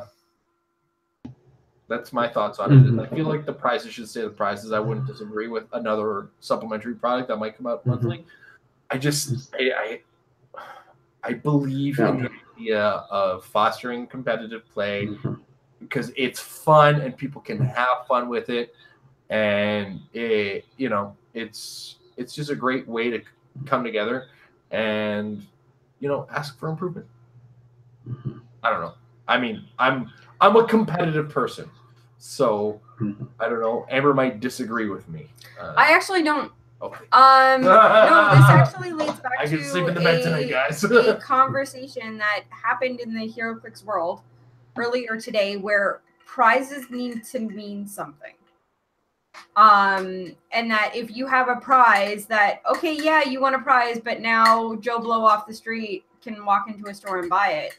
What does your prize mean? Now, on the same side, I am also like ridiculously sentimental about things that were given to me for other reasons. It hurts Jason because there are like Connolly's and stuff that I'm sitting on because Hundreds I'm like, well, I won this one and WizKids gave me this one and I got this from the Hyper RPG thing. They sent me a prize. Kids can go to college. So I am one of those players where prizes mean something to me. If I have won something, even if it's a fellowship, it has value to me that means more than something that I bought out of the store. Even if I randomly picked up a booster and got a prize, a chase out of it, that means less than if I went to a tournament and won it and got a prize. I think the only time that like a prize didn't mean something to me was when I ended up actually winning an Age of Ultron month and I got the Quinjet and I was like, oh, but everybody else got a Quinjet too. And it was like, what just happened? Why is everybody getting Quinjets? And you get a Quinjet and you get a Quinjet. I didn't get a Quinjet. Oh, you guys, it didn't mean anything to you because you were already getting one for judging the Age of Ultron at Warehouse. Yeah, so I already had one. But yeah, I feel like prizes need to mean something. Otherwise, we have people that will not come out because there's no prizes. And even if it's a casual, like, whatever tournament, bring your goofiest team. If there's a prize, it brings more people. Here's the thing about traveling to go play HeroClix is HeroClix as a game is not as widespread as it used to be. It is not in every single game store as far as playability is concerned. Some people live in metropolises that have 6 or 7 stores they can play with. You guys are the exception to the rule. We live near a metropolis that has 2 stores you can play at. 1 store you can play at. And that's one of our major, like, there's an airport to that city. It's like if you think about Canada, everybody knows Toronto and Vancouver. Like, do you know anything else? And Toronto has, like, 1 functioning HeroClix game store right now. Yeah. One that I could say has regular attendance. And then there's 1 store outside of Toronto. Then you have to get to Hamilton to get to the next store that's playing HeroClix. It's widespread. And that means if I'm going to be traveling to Brampton, which is a city over from where we live, which is Mississauga, to go play HeroClix, I kind of want there to be a chance to get something for it. We don't even play in our own city. Yeah.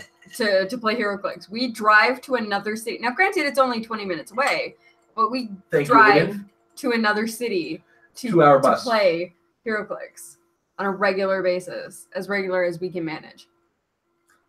It's like twice a month at best these days. Yeah.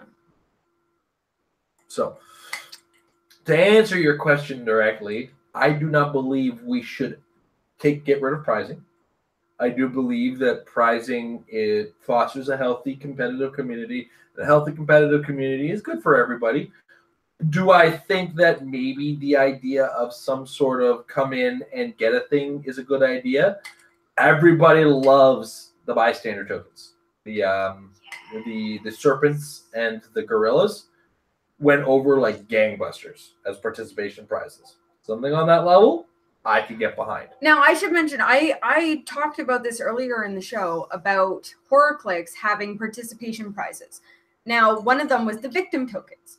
Now, for anybody that hadn't played HorrorClix, victim tokens were the original bystander tokens. They were just glossy cardboard, but that makes them cheaper to They were pogs. To produce. They were pogs. It makes them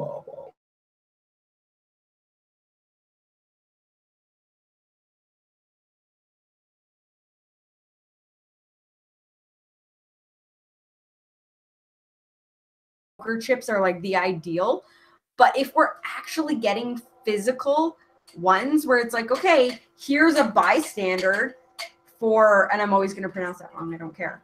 Here's a bystander every oh my god, you did it twice. week.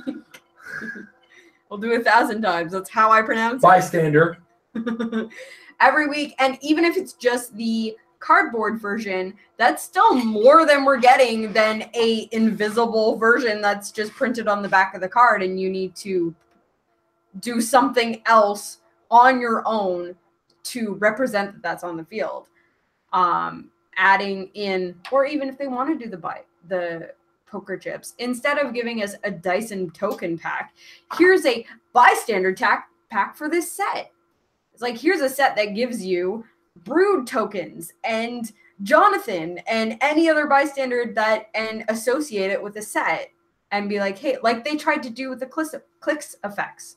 The Clix effects didn't go over because it was something that nobody really cared about in the long run, where it's like, okay, cool, I'm getting generic smoke cloud, but none of the other effects really did anything other than the smoke cloud. Now, if they added in a bystander oh my god token pack every set, that's something that would fly off the shelves as a supplementary product. Supplementary. Amber, how are you on this show where we talk?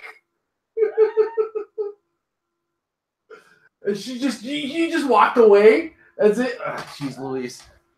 So what she's getting at, because apparently she's now broken. We do need. I understand the desire for something that gets to everybody. Amber's idea for the winner stamped bystander is kind of neat. I think we can do that on the poker chip, regardless of what she's saying, like just different color or something like that. Hey, I won this, as opposed to just got this for showing up. It kind of stands out. Could go a long way.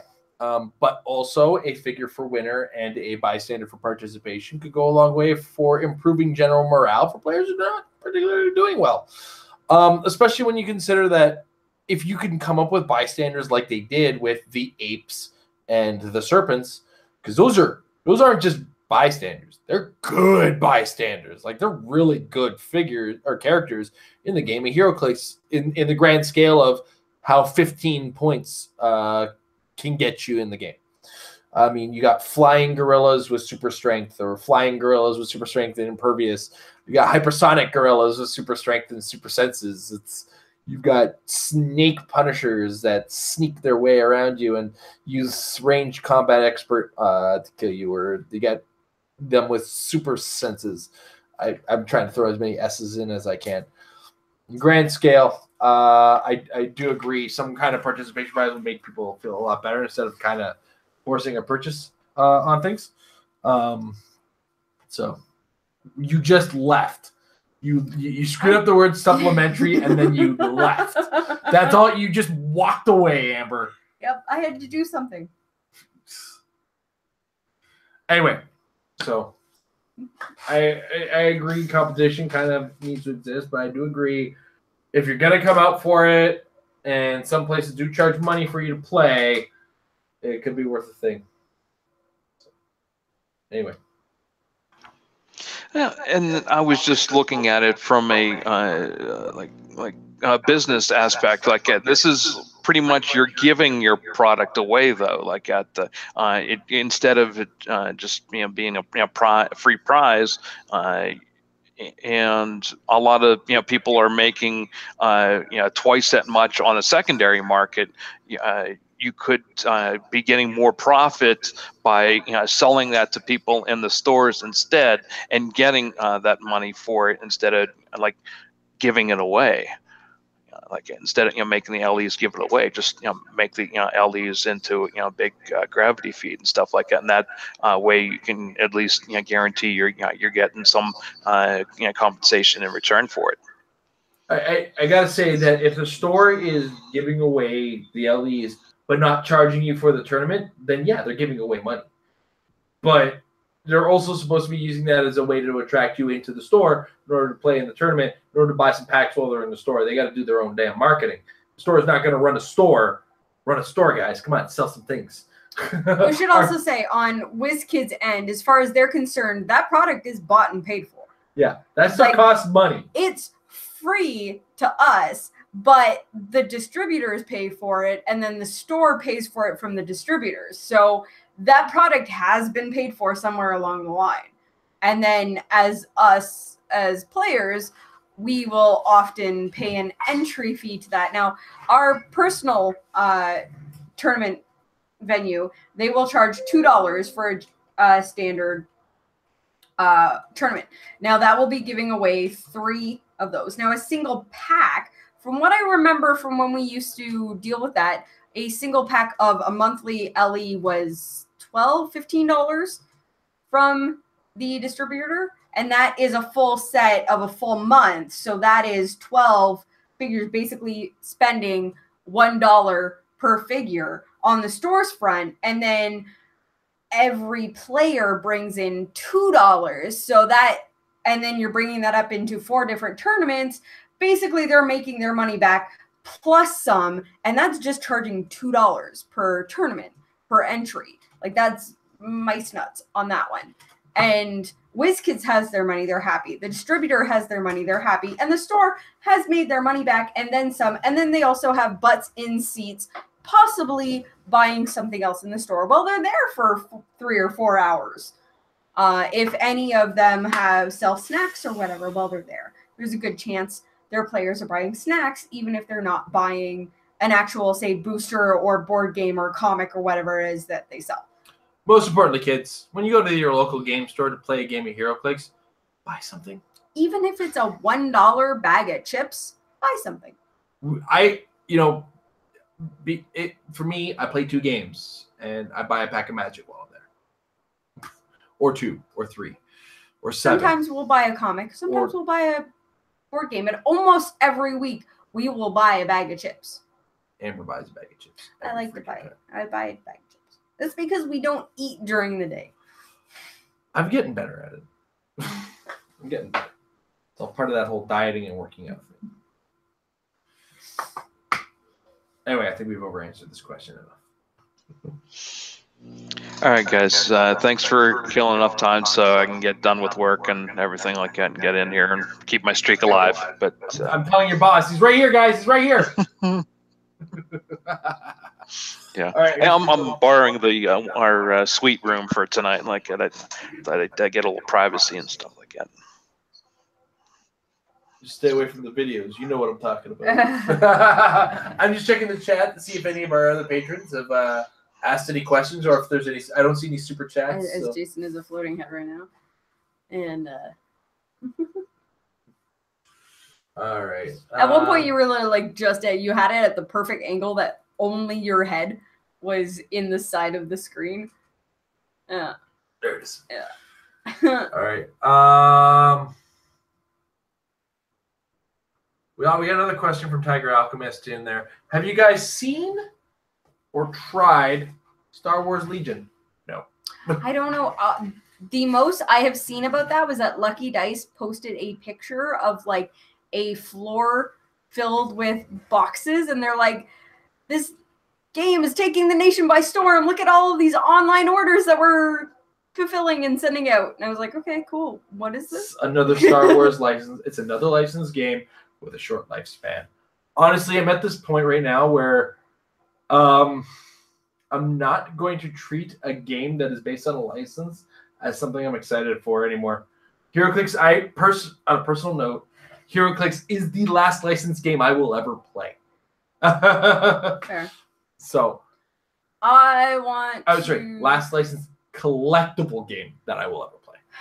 I've been deciding how much I hate myself as to whether or not I want to investigate into the Munchkin CCG. No. Because I hate myself every time I play Munchkin. If Steve Jackson doesn't make that, it's licensed and I'm not doing it. It sounds, but it's Eric. Eric? Damn it, Eric!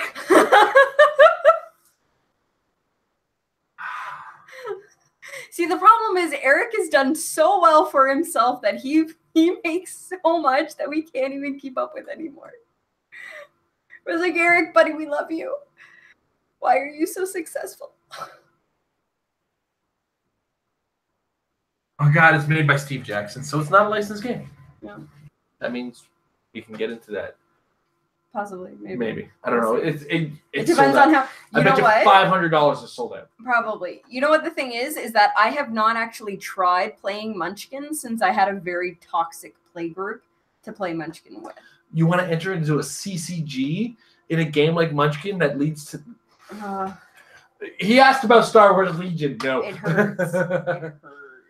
I've answered this question before, and I blew minds with my answer, too. Tiger Alchemist wants to know, do you think more generic sets, undead style, would help, and what would you do to make it better? And I said, animals. Yes!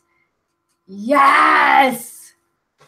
Honestly, no, I think they should do more gravity feeds of their own license or their own just generic, hey, like the undead set was just phenomenal.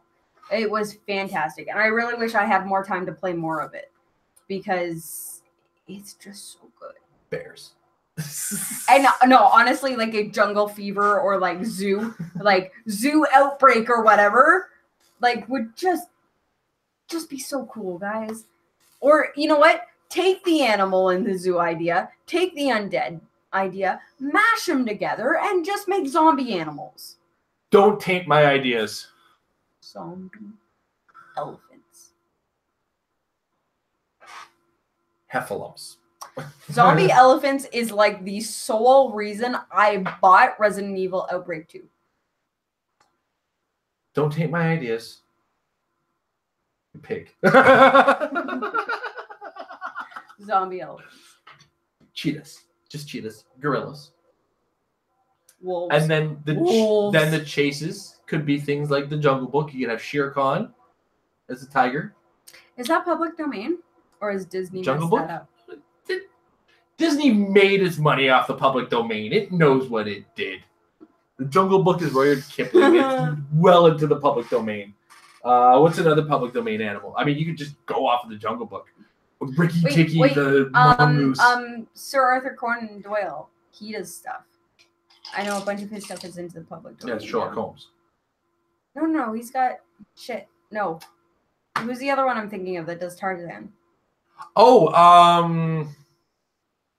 Geez. He also did John Carter of Mars. Edgar Rice Burroughs? That's the Does one. that make sense? Yeah. I've read a bunch of his stuff is public domain now. Tarzan. Yeah. Tarzan as a chase in the jungle set would be right there, right? Would be amazing. So yes, animals. So I was thinking of Sir Arthur Conan Doyle because he did Lost World with all the dinosaurs. I know you're going to fact check me on that, but it was a weird sci-fi show that me and my dad used to watch, and I know his name was on it. The Lost World? Yeah, I think that's what it was called. Of course I get the Jurassic Park. Land of the Lost? Is that what you're talking about? No. No, this was Journey like to the Center of the Universe? no. This was like a Sounds made up, Amber. no, it's not. This was like a mid to late 90s sci-fi show that I watched with my dad. And it was a bunch of like early 1920s explorers that took a hot air balloon to a peninsula that still had dinosaurs. It checks out. As an Arthur Conan Doyle book. I think this 1990s series, though. Oh, no, here we go. It's real. I swear it's real. Oh, and I see why your dad watched it with you. Show is very very much my dad's style. It's definitely got characters of the titular brand, if you were. The titular character is yeah, okay, cool. All right. Let's wrap this up before we make fools of ourselves any further. I like that you added any further to that. Oh, Amber, so much damage has been done to our reputation today, it's not even funny. Like, honestly, I kind of feel like we Conor McGregor'd our day. Oh, no. Too soon? No, we didn't go that far. You're right. I didn't attack a bus and get arrested yet. I don't know. Night's still young. I want to take a second to thank our patrons. Mike, the Alpha patron. I want to thank everybody who's watching. I enjoy your company. Thank you very much, Mr. Talia, Tiger Alchemist, as well as Nathaniel for providing us with some questions to get through the day today. Nathaniel thinks you're high. You're so pretty, Nathaniel. No, you're so pretty too. You and Amber, you're both unfortunately, the prettiest. this is just kind of me. This is Amber being silly. Normal.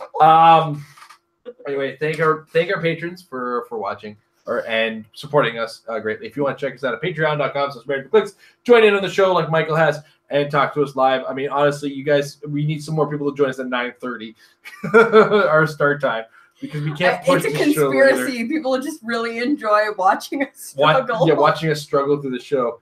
The month with Jay and Amber. Anyway, so check us out. We're working our way towards that All Common tournament story. Also, if you're watching a live show, the Super Chat is active.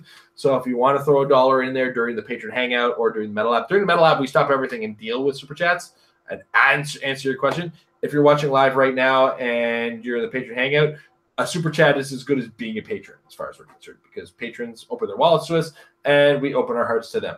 And once again, I do have to apologize for all our token level patrons at the $10 level. I got to get you guys some January and February tokens.